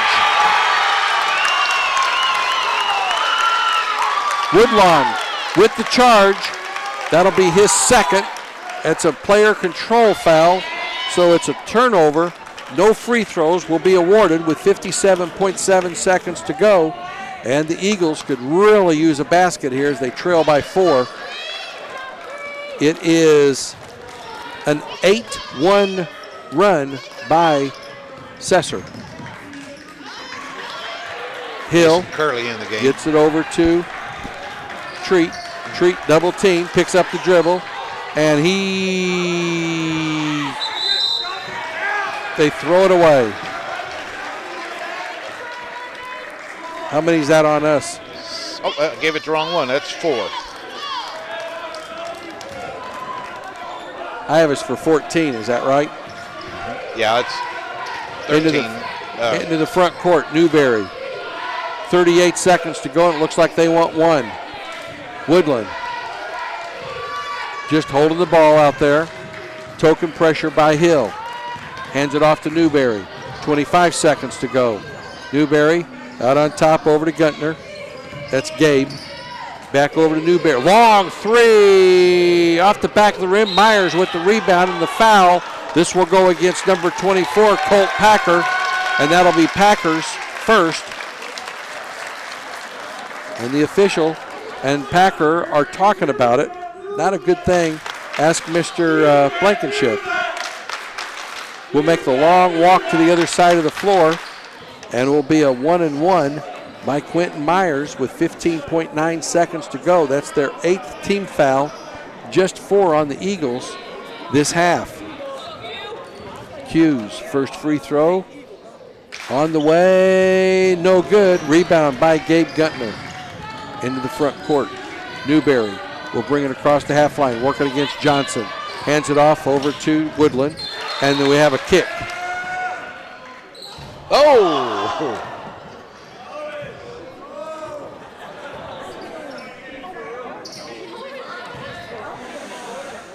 It'll be Sesser ball over here in front of us, right here about the end of Vienna. And their coach wants a full timeout. We're going to take a quick 30. We'll be right back. Tracy Williams and Laura Goddard at Goddard's Auto Body would like to welcome the Vienna girls and boys back to the hardwood. Goddard's Auto Body provides 24-hour towing, collision repair, brakes and shocks, alignments, oil changes, and can fit your car or truck with a new set of tires. Goddard's Auto Body is located at 865 Old Route 146 Loop. Call them at 618-658-3191 and see what Goddard's Auto Body can do for you. From Laura Goddard and Tracy Williams, good luck to the Vienna girls and boys this season. Go Eagles! You know, Danny, Shane Garner with 5.5 seconds to go here in the third quarter. The ball's over here just at the end of Vienna, right in front of us. He's got an established play that he wants to practice, work on right here in game situation for an inbounds play. You never know when you're going to need that at the end of a game. Here it is at the end of the third quarter. Still a close game, 34-30.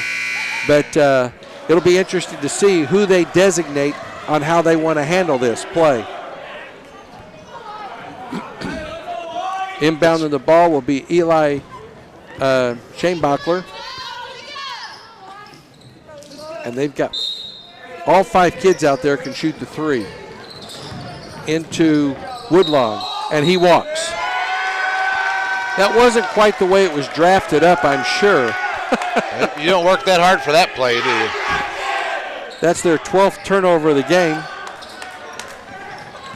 Hill, three-quarter pass or shot is no good, and that's how the third quarter comes to a close. Do I count that as a shot attempt? No. 34-30 is our three-quarter split score. We'll be right back. Southern Trust Bank in Vienna would like to wish Vienna Eagle boys coach Dreer and Vienna Eagle girls coach Metcalf good luck this basketball season. Southern Trust Bank is locally owned with branches in Goreville and Marion and an ATM at the Lake of Egypt. With home interest rates at record lows, call them for help lowering your monthly mortgage payment or let them assist you in buying that new house. Or talk to them if you need financing for a new auto or truck. Southern Trust Bank, 618-658-8888. When you don't have the right tools for the job, hard work just gets harder. With more standard features, longer warranty, and the best in-class performance, you can get the job done right the first time, all for a value that offers, well, simply more than the rest. LS Tractor. See the LS difference at lstractorusa.com. Come test drive an LS tractor at CK Equipment in Vienna or check out their website at cksellsit.com. We're back here for the fourth quarter. It'll be Sesser basketball. 34-30. As on the quarter split, it was 14-10 or 14-11, and a quick basket here to start the fourth quarter. 36-30 into the front court. Long three by Hill. Got the roll. Hill gets the roll, and it's 36-33. Full court pressure by the Eagles.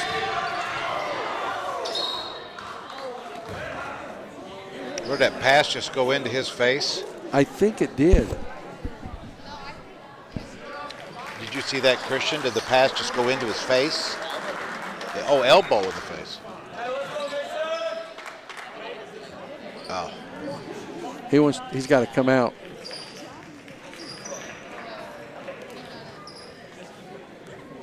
He's always hustling hard. It's one thing you can count on with Curley there. See Gabe Nichols in the game here.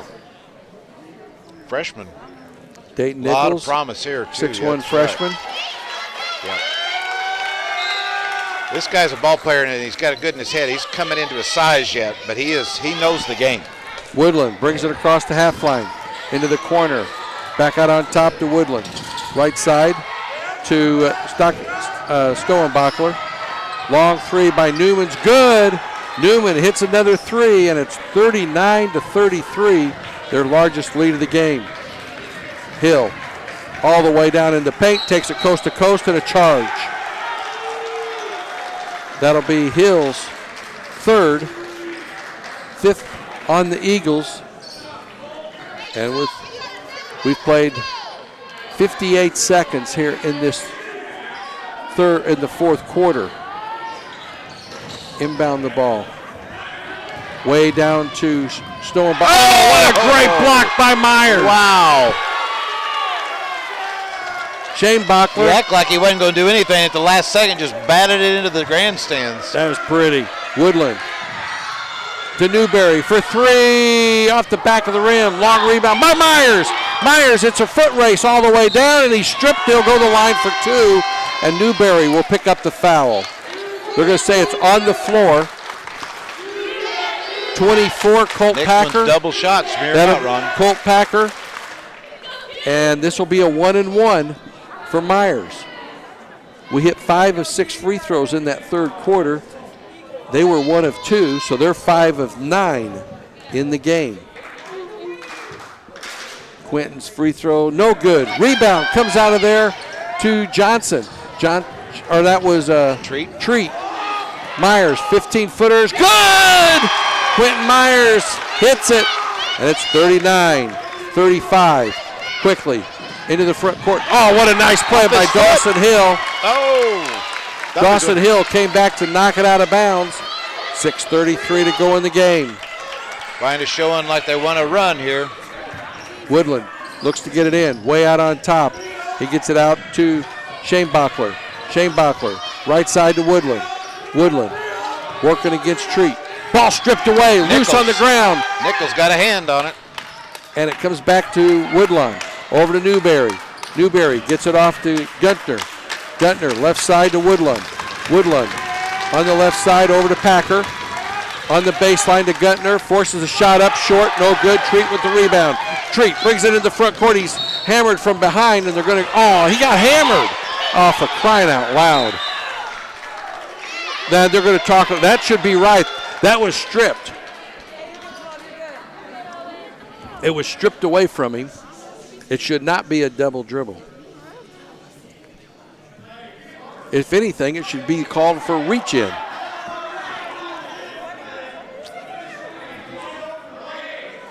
And the first official wins. That's absolutely atrocious.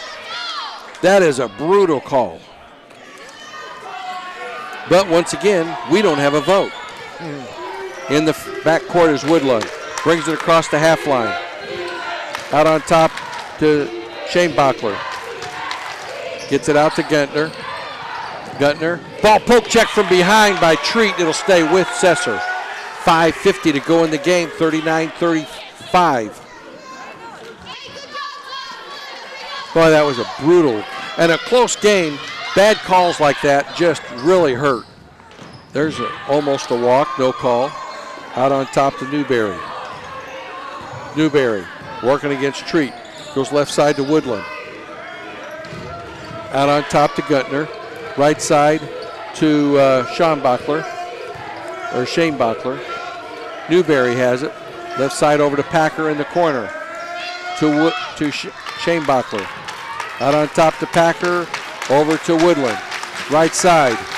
Vienna's going to have to take a little daring here. They go to a man. Over to Packer.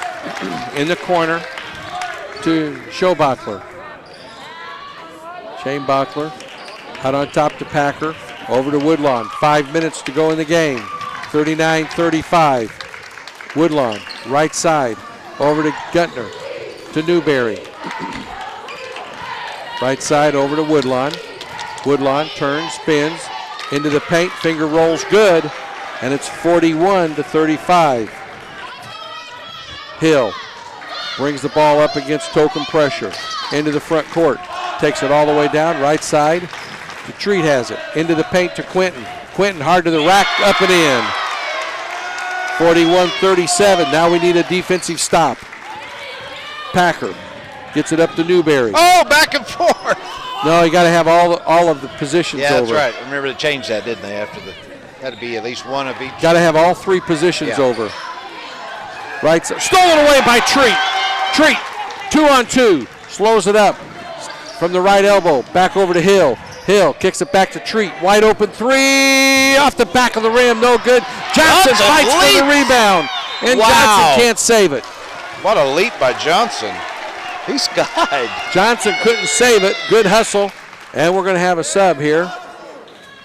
And this will be the mask timeout. 3:57. I think you could probably think about Blankenship now too, couldn't you? 41-37. And let's give some scoring totals. We didn't do that at the end of the third quarter. We have a chance here, bud. For Sesser-Valier, 2 points for Gabe Gunter. 2, 4, 6 now, counting this quarter for Gavin Woodward. Might as well. Garrett Gunter with 4, 8 points. Eli Schobacher with 2 3 points. Colt Packer with some threes, 8 points.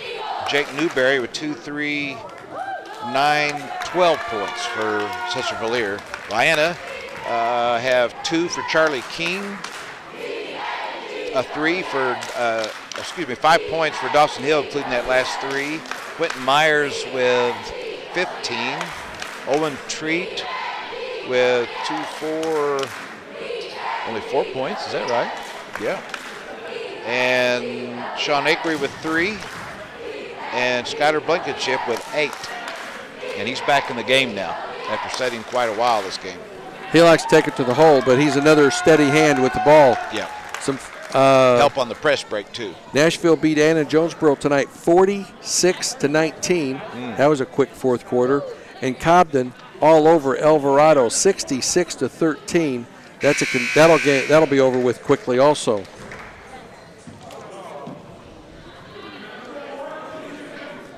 (41-37) is our score. Full court pressure by the Vienna Eagles, and Blankenship is back in there too. He's got 4 fouls, and Garrett Guntner has 4 fouls. Pressure. Those are the only 2 people with any kind of serious foul trouble. Into the front court easily was Shane Bachler. Out on top over to Garrett Guntner. Garrett Guntner to Newberry. 3:43 to go in the game.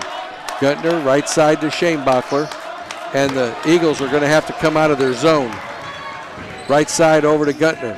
Out on top to Newberry. Into the paint. Left side over to Packer. Back out on top over to Gabe Guntner. Gabe to Shane Bachler. To Newberry. Left side over to Guntner. That's Gabe. 3:18 to go in the game. And we're going to have to, now they're starting to match up. They're still not there yet. Johnson picks out to Guntner. Down, stripped away. Ball's on the ground, and we get a timeout called. Sesser wants a timeout. 3:03 to go in the game. 41-37. We'll keep it right here. And that was a smart play. The Vienna didn't realize that he'd lost handle of the ball in the paint. He fell to the ground, got it, and without trying to do anything, he called timeout. The official closest to us saw that he was trying to get the timeout and did. 9 fouls on Sesser, so Vienna will be in the double bonus. 5 team fouls. Vienna has 1 foul to give, so they can overplay right here and try to go for the steal because they're not going to be shooting a free throw as long as they're not in the act of shooting. You've got 5 pretty good ball handlers out there for the Red Devils right now. They haven't tried any free throws this quarter. They're 5 of 9 for the game so far.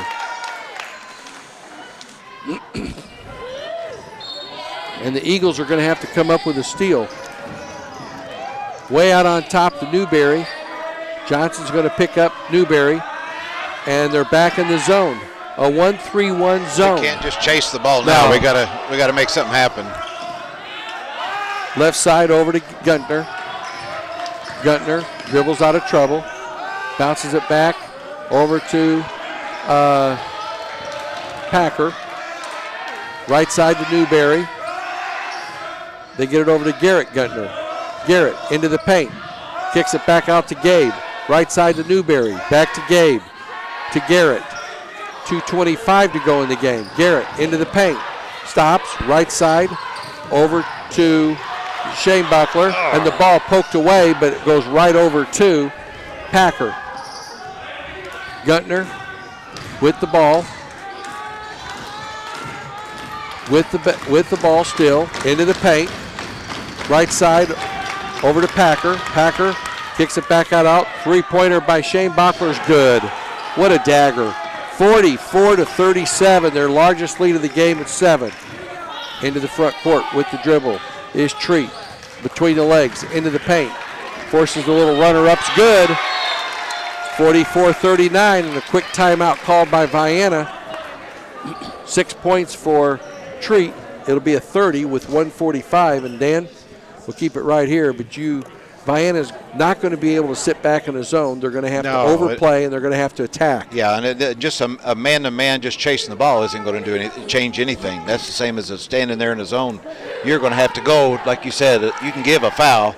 You have to go for the strip, try to force something happen, try to put some pressure. If you have to do a quick double-team trap off a screen that surprises someone or something, look for one of those alleyways to. Well, and he had a wide-open three-pointer. You're not going to be able to trade a 3 and then us get a deuce, especially when you're behind. Yep.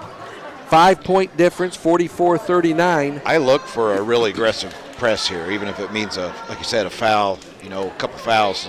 Well, because we can't watch them dribble around with a 5 down by 2 possessions. If we're going to press, we have got to overplay the passing lane. that's imperative. You have to overplay the passing lane to come up with the steal. Full court pressure. And they're going to not guard the inbounds guy. They get it into Guntner. Back over to Gabe, and then Treat's going to pick up the quick foul. That'll be Treat's second. And Garrett will be inbounding the ball again. 1:42 to go. And now they'll be in the bonus. Still not guarding the inbounds. They get it in easily over to Shane Bachler, into the front court to Garrett, down to Gabe, and that's Newberry. He's going to be fouled, and this, we'll see who it's against. I believe Quentin Myers. Myers, that'll be his third. And to the free throw line to shoot 2 will be the senior, Jake Newberry. He's used to shooting from further away. He won't be able to make these, Ron. He's too close. It's going to be hard. And it rimmed out. Box out. Big rebound. 1:35 to go in the game. And now Shane Acree is coming in for Blankenship, offense for defense. Three-pointer here. Don't want him to get a quick foul, but I tell you what, I'm scratching my head on that one. Free throw is good.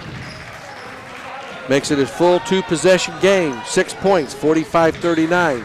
1:30 to go in the game. Treat, crossover dribble, goes right side, forces the shot up, gets it back, up and in. 45-41, full court pressure. They get it in to Shane Bachler. Shane Bachler gets it to Packer. Out on top, over to Garrett. Garrett takes the dribble to Newberry. 1:08 to go in the game. Newberry working against Myers. Newberry hands it off over to Shane Bachler, and he's going to be fouled by Charlie King. Oh no, they're going to get Treat with the foul. Looked like it was knocked loose pretty cleanly, but they're going to call that on Myers from here. That'll be Quentin's fourth. And to the free throw line to shoot a 1-and-1 is Eli Shane Bachler, and a sub coming in. That's Gavin Woodland, a junior, going to replace Gabe Guntner, the sophomore. Free throw, 1-and-1. First is good. Big free throw there, Ron. 46-41, an even bigger one right here makes it the potential for a full 2-possession game with 61 seconds left in the game, and it's no good. Rebound comes out there to Charlie King. King into the front court to Myers. Take it to the hole, bud. Myers turns, spins, off the glass, too strong, fight for it. Sesser comes out of there with it. Over to Garrett. Got a foul. You can't watch this game in here. Garrett across the half line over to Woodland. Oh, and a big turnover.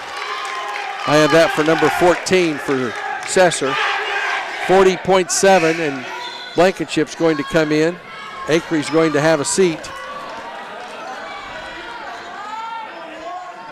And Hill brings it across the half line with 37 seconds to go. Hill, stop and go. King on top to Treat. Treat, long three-pointer, got it! 46-44, a one-possession game. Full timeout called by the Vienna Eagles. We'll take a quick 30-second break and be right back. Susie and Danny Joe Trevelyan, along with Joel and Judd and the families of Trevelyan Farms in Grantsburg, wish the Vienna boys and girls basketball teams good luck as they finally get back on the floor.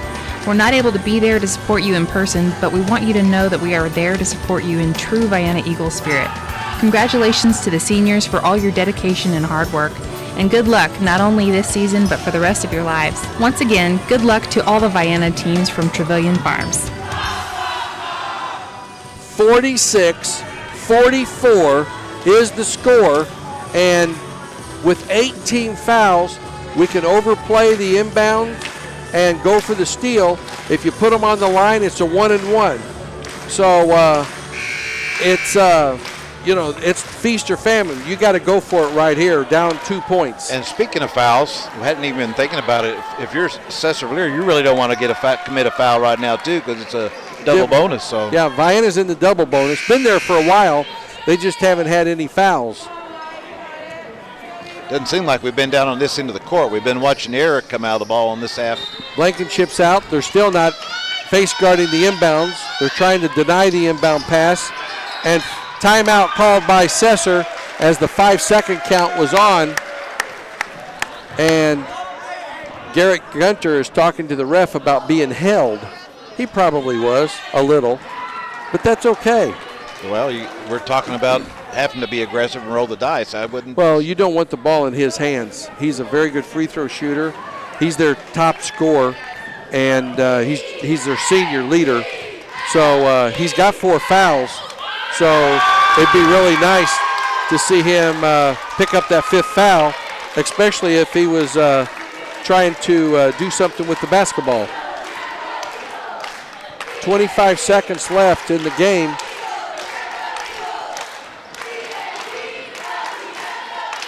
Two timeouts for Vienna. 2 timeouts for Sesser-Valier. How much time was left on the clock? There was about 25 seconds. 25.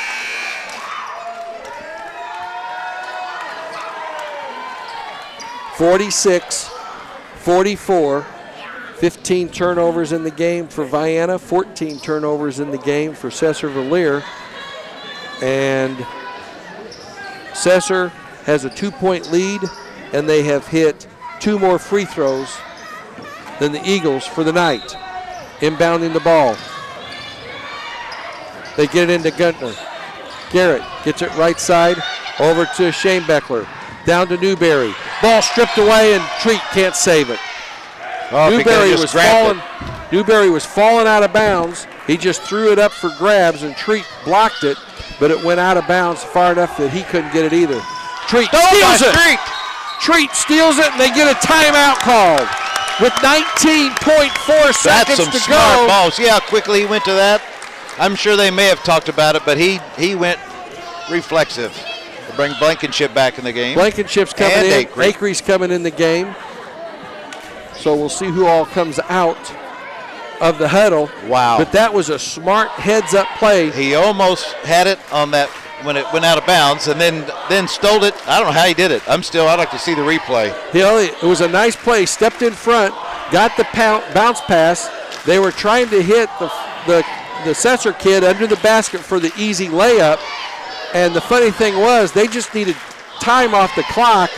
A basket would have been nice, but they needed the time off the clock. Treat, with an outstanding defensive play, got the interception off the steal, and that's their 15th turnover. And that'll be length of the floor to go for the Eagles. And we'll see a 2-pointer will tie it, a 3-pointer will give them the lead. Boy, that would be a big 3, wouldn't it? 19.4 That's plenty of time to get left. a good shot off. You don't have to score right away. Blankenship, Myers, Acree, Hill, and Treat. The 5 Eagles on the floor right now. We're under 17 seconds to go. Hill brings it across the half line. Man-to-man pressure. Hill out between the circles, goes right side, 12 seconds. Down to Blankenship, lays it. He's fouled from behind. This will go against Newberry. Blankenship, a hard foul. That'll be Newberry's just second. And Blankenship, who hasn't scored in forever, will be at the line for 2. Wow. Boy, is this a big free throw. Talking about some pressure, that's right. First free throw's good. 46-45. 8.5 seconds to go. Curley comes in for Acree. Full timeout called by Shane Garner. And with 8.5 seconds to go in the game, we're going to keep it right here. And, boy, I tell you what, if he can make this, then you've got to play hard defense and not foul. Yeah. We've been talking about you can foul, but now you can't. And my mind's already racing ahead. I'm thinking past the free throw, but if he makes it, we remember our Ziegler Rolton finish with 7 bounces on the rim when the clock expired.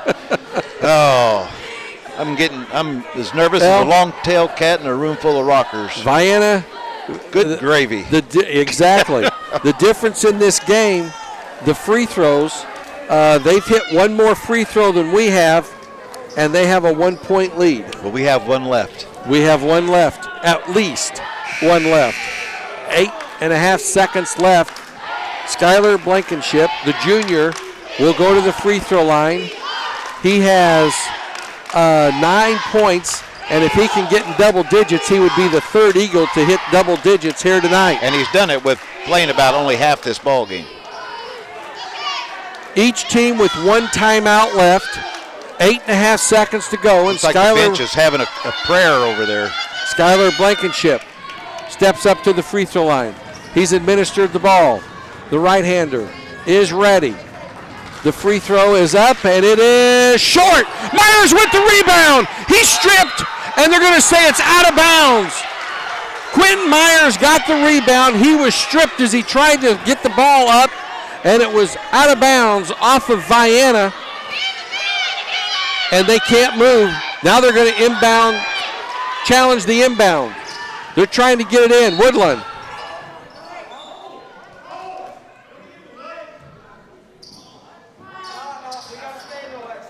We have a foul, apparently.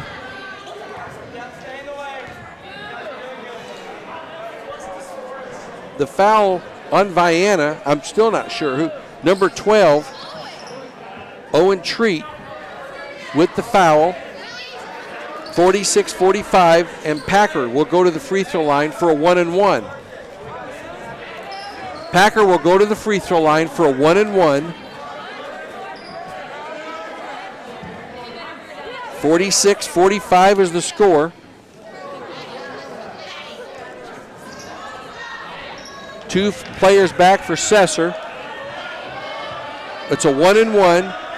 Colt Packer, the freshman, to the free throw line. 5.8 seconds to go. The free throw is no good. And the rebound comes out to Guntner. And the ball stripped away. Blankenship gets the foul. And good gravy.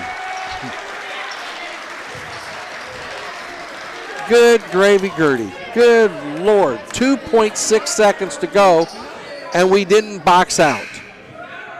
That'll be the fifth foul on Quentin Myers. Oh, it was on Quentin Myers. You know, it's funny, he got called for that, and we had the same thing happen down here on the rebound, and he got strangled, and it was an out-of-bounds call.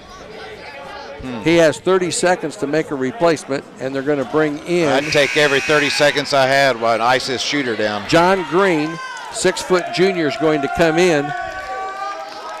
He's hard on the boards. Blankenship, Treat, Hill, Curley, and John Green.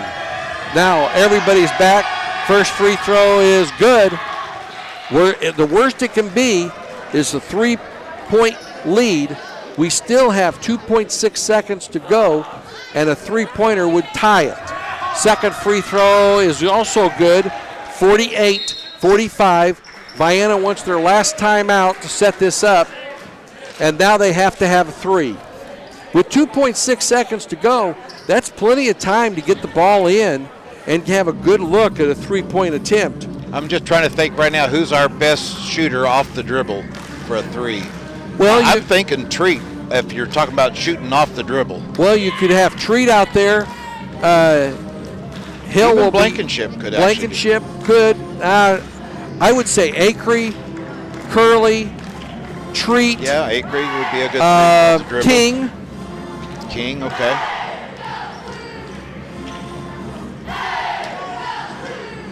It's not going to be Curley. It's going to be Acree, Treat, Hill.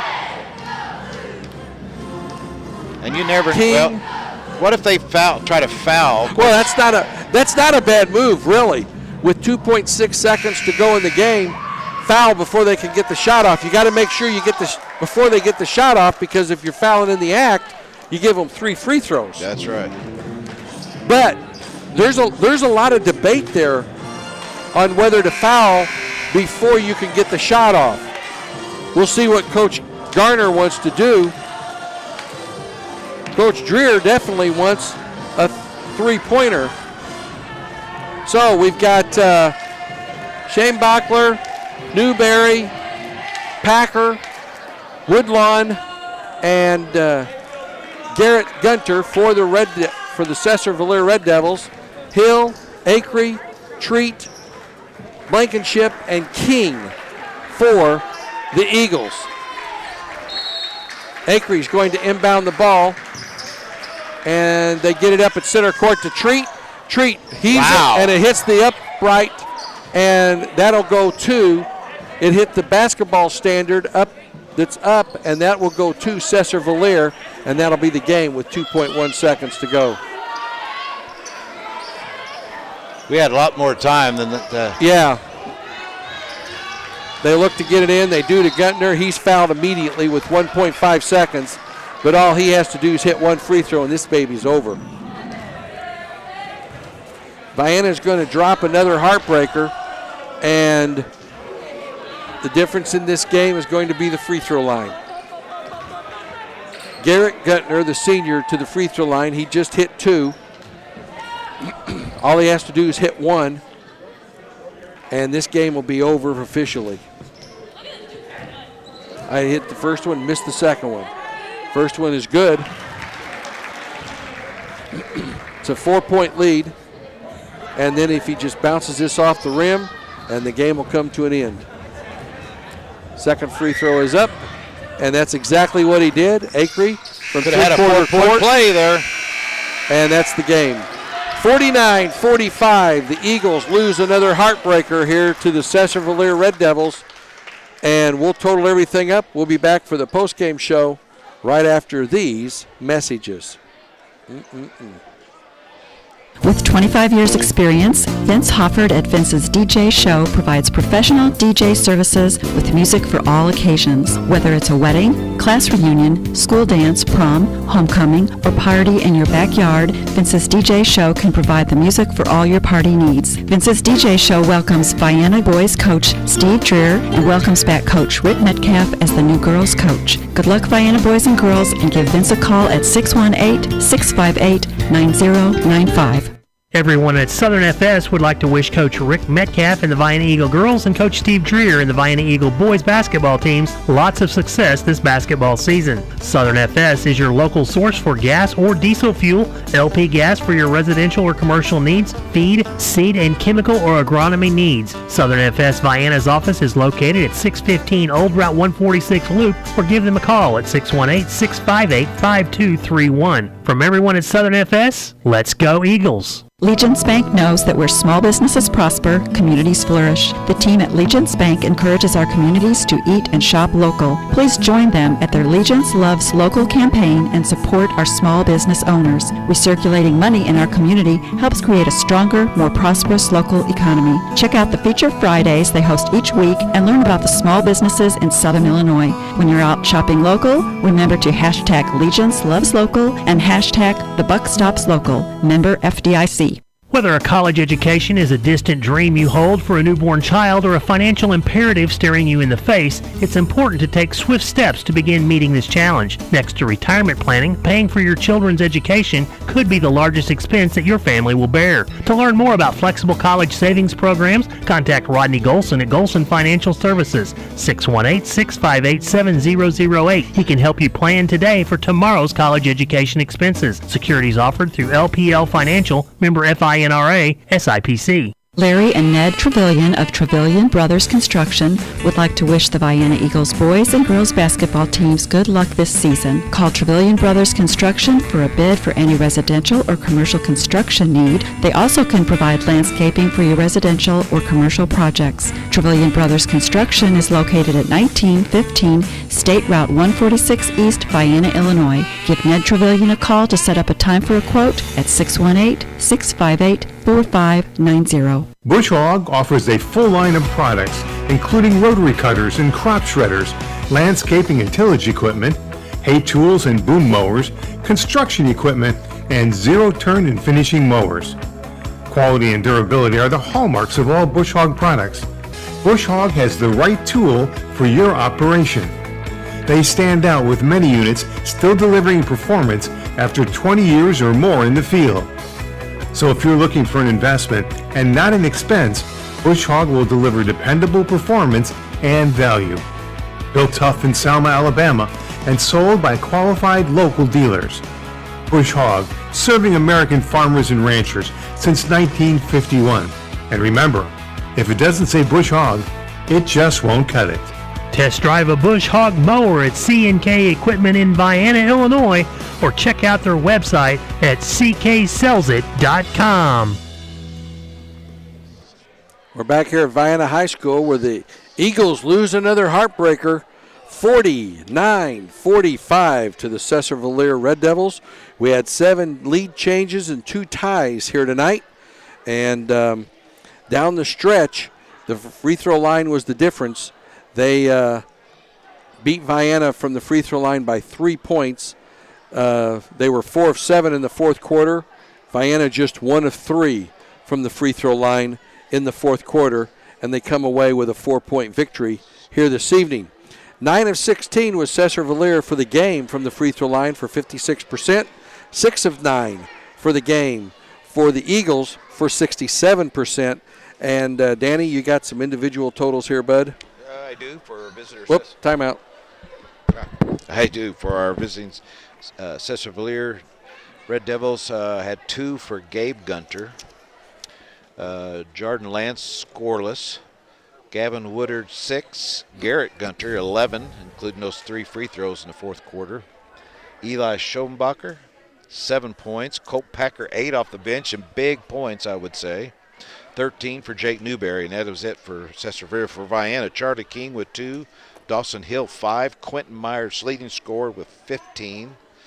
Owen Treat with 11. Another big second half, just fell short. 3 for Sean Akery, and 9 points for Skylar Blankenship, playing about maybe half the game. At best. Yep. It was 10-7 Vienna after one quarter, after they jumped out to a 6-0 lead. Vienna led the entire first half until the last shot of the first half, and it was a 3-pointer by Sesser to give them a 20-19 lead, as Sesser outscored Vienna 12-9 in that second quarter for a 1-point lead. In the third quarter, we had 6 lead changes and 2 ties in a tightly contested third quarter. 34-30, Sesser, after that quarter, they outscored Vienna 14-11, and then in the fourth quarter, both teams scored 15 points for our final 49-45. And with the loss, Vienna drops to 1-8. Overall, 0-7 in the Black Diamond Conference. Sesser-Valier improves to 7-2, and they're 5-2 in the conference. And yet again, another game where it could have been either way. Yeah, it's Vienna's been snake bit. They just haven't. We've lost a game by 1 point. We lost a game by 1 point. We lost another game. This game by 3 points, and it's just been one thing after the other, and they just haven't been able to get over that hump. But they'll get another chance tomorrow night against the Trico Pioneers. Don't know much about them. Do you, Ron? I really don't. I know that they've had a tough year this year, but they're a competitive team, but they're very young, and we can sympathize with that because we have a lot of youth here on the Vienna Eagle team also. So I don't know if Coach Dreyer is going to come out here tonight, but we'll catch him tomorrow. Both teams I had with 15 turnovers here tonight. And, Danny, any final thoughts here tonight, bud? No, nothing to me really overwhelmed me in that game what we did wrong. It is I think the key thing I would have to say was without the play of the key junior big man Skyler for half the game. But I also want to add that Sesser was without Gunther for quite an extent there as well. So, but I don't know. I'm really struggling with nothing stood out to me too much. The thing that stands out to me is the free throws. In a tight game, it comes down to free throws, execution from the line, and Sesser won the game from the free throw line here tonight. And but we'll have a good chance. We have a doubleheader tomorrow. Yep. At Lots 11 of o'clock. basketball coming here tomorrow. 5 games for your viewing pleasure if you want to stay at home and watch. It all starts off We'll be on the air about 10:50 in the morning for an 11 o'clock game with the JV against Sesser-Valier's girls. At about 12:15, 12:30, we'll have the varsity game. And then at 3 o'clock, there's 3 games, a freshman, a freshman, JV, and varsity. That starts at 3 p.m. tomorrow afternoon against the Trico Pioneers. It's boys triple header. 5 games in total from the Vienna High School tomorrow. And we'll have the varsity Trico game. That'll probably be somewhere around 6 o'clock, 6:15, somewhere in that range.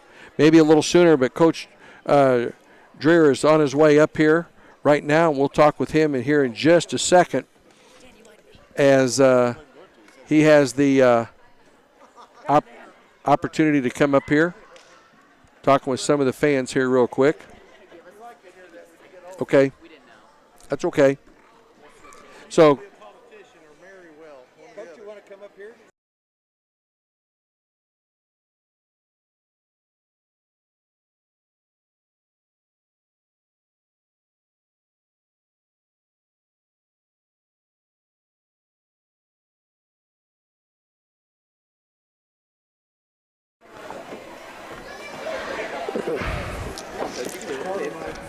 big feet.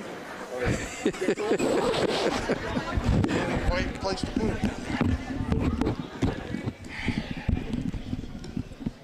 Coach Dreer, hard fought loss here tonight. We were just Danny and I were just talking about, we just can't seem to get over that snake bite. And a great game for the kids overall, but a 49-45 loss. And the difference in the game, once again, from the free throw line. Yeah. And ultimately. Right. That and the three-point line. Yeah. They hurt us pretty badly there. Yeah, they're a very, very good team and very well coached. So we knew that coming in, so we tried to throw them off a little bit. I watched film for hours and hours, and we noticed that they didn't play with quite as much aggression, because they're very aggressive against zones as they did when we went man. So we decided to do that, and we tried to change things up, early and often. And the game plan worked pretty well. We just had a couple early. We took bad shots. The first 3 or 4 trips we took good shots, and then we thought, hey, it's time to go. We're going for style points for a while, and we just got in the energy of the game a little bit too much. But we regrouped. Never really got down. We just regrouped. We let them back in it though, and that was painful. That second quarter is just never good to us. Yeah, the first quarter jumped out to the 6-0 lead and led 10-7. Then we got that technical right there at the end on Blankenship, and that really came back to haunt him, because that one extra foul that he didn't get the opportunity to have on the floor come back to haunt him down the road. And he was such a bad matchup for them. They didn't really have a good answer for it. So we planned we actually were going to run a couple specials, and I couldn't run them when he was sitting down on the bench. So. But they hit that shot, the three-pointer, their first lead of the game, literally right at the buzzer at the end of the second quarter for a 20-19 lead. That was their first lead of the game, and that third quarter was a heck of a quarter. You had 6 lead changes and 2 ties as it was back and forth throughout that third quarter. Right, sure. It was hard fought. They're like I said, they're a difficult team to play. 20, my gosh, he's tough. We schemed, a lot on him to try to hold him in check, and he's still a handful. Well, there's your senior leadership. That's what it's supposed to be. Yeah, that's right. Well, he stays calm. I like his demeanor. He stays calm, Gunter. He lets the game come to him for the most part. We were successful in taking 1 charge on him. We wanted to take about 5 on him. Well, the thing that impressed me with him was when it was crunch time, he wanted the basketball. Yeah. He wanted the ball in his hands, and he was the floor leader. He was the general on the floor. Yeah. Well, we doubled him, and he still got the ball. You know, he just he's very strong, and he just kind of shouldered everybody and went straight to the ball, and we couldn't stop him. So there were a couple plays like that I think determined this game. We missed. My count in my mind is 9 layups. Just quicking them, just trying to not to have contact. And I said, look, guys, we want contact. If you're going to play this game, it comes with contact. But we're not quite there yet, and we just tried to flip them instead of power. 46-44 is the score. Treat comes up with one heck of a steal down on the baseline and got the timeout called. That's a pretty heady play for a freshman. Yeah. Oh, yeah. Well, we had talked about the timeout situation, but the next timeout was where we started short-circuiting. I had told them, look, don't just throw it in and get started down the floor, and I'm going to call the timeout. So because we had enough time, and I wanted to see what they were going to be in if they called it.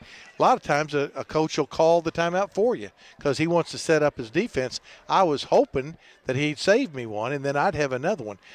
But our kids, didn't listen very well in there, and we put a couple subs in, and they both called timeout. Well, and we had the play. The ball comes in right there in front of the bench, the half-court pass, and had a whole lot more time than what they thought, and just threw it up toward the basket, and it hits the standard up there that's way out of play. Yeah. And that's a tough way to lose a possession. Oh, yeah. Well, I mean, again, he's a freshman. He's a very heady freshman, but he's still a freshman. So I excuse him for that. I told him, I said, look, all of you haven't been in these situations enough yet. So this is the bad side of it. You have to learn. There's no way to learn except by experience. Yeah. And when you caught that, I said you could actually, they're not going to touch you. And you could have actually probably shot a layup with 2.5 seconds.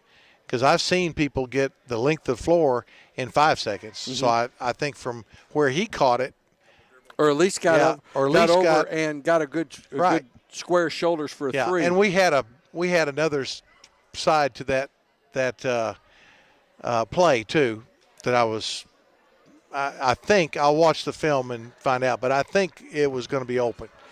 Well, one of the good things is with a loss like this tonight, this is another one of those close but no cigars. Yep. You get the Trico Pioneers tomorrow night here at Vienna High School, and so you don't have to dwell on this game very long. Right.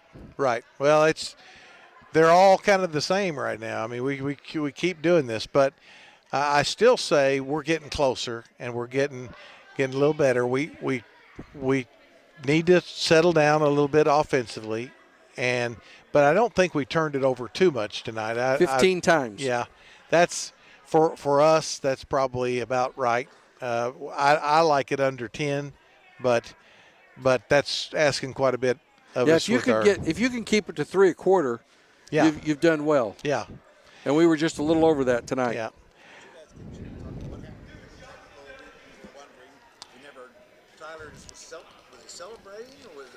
Oh, the technical. On Blankenship, Skyler. Yeah, he said it actually. I saw what happened. It started down here, and the guy called. I heard him even from where I was. He called him a female dog, and and Skyler doesn't have. He's got a reputation, and that's what I told him. Look, everybody's going to try to incite you, and it worked. And so when he went down there and he made a good play, he says he didn't say it. I say he did. Okay, if the referee called it, I don't think very often they're gonna mistake that. So, but I told him in the locker room. You know, everybody tells me that you've come light years with your attitude this year. Now, I want you to come further because that better not happen again. So. Yes, I think that's what it was. And yeah, he's a good kid and wanted to do the right thing. He's just emotional. And that's all really that happened. So that certainly didn't yeah, that was certainly a factor in the game because we lost his services for such a long time. Yeah, he went down for a long time. But, well, Coach, good luck tomorrow night. It's a very, very winnable game against Trico tomorrow evening. But I haven't even watched them on film yet, so I know they're a young them team, again. and they have trouble scoring sometimes. They can go some long stretches without scoring, but shoot, we can accomplish that sometimes ourselves. Yes, definitely can. So hard loss here tonight, but look forward to talking with you tomorrow night after a victory. Yes, sir. That's what I told them in the locker room, that I'm holding them accountable. We are going to win tomorrow. There you go. There's no if we win or anything like that. We're going to win. I'm tired of going home with L's. We'll take care of that tomorrow night. Okay, thank you, sir. Head Coach Steve Dreer, and that's going to wrap everything up here tonight from the Vienna High School. And you've been listening to another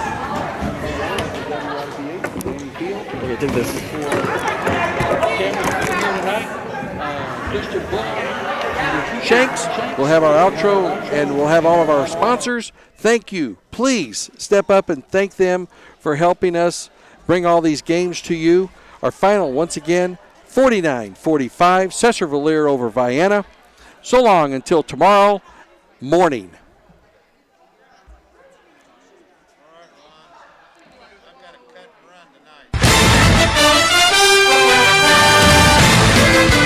That concludes this Vienna Eagles basketball broadcast here on WIBH Net 3. This Eagles basketball broadcast has been brought to you in part by Banterra Bank, Rusty's Home Center, Trevelyan Farms, Vince's DJ Show, Southern Trust Bank, Golson Financial, Southern FS, Goddard's Auto Body, Edward Jones Financial Advisor Russ Kruger, C&K Equipment, Legence Bank, and Trevelyan Brothers Construction. This has been a presentation of WIBH Sports.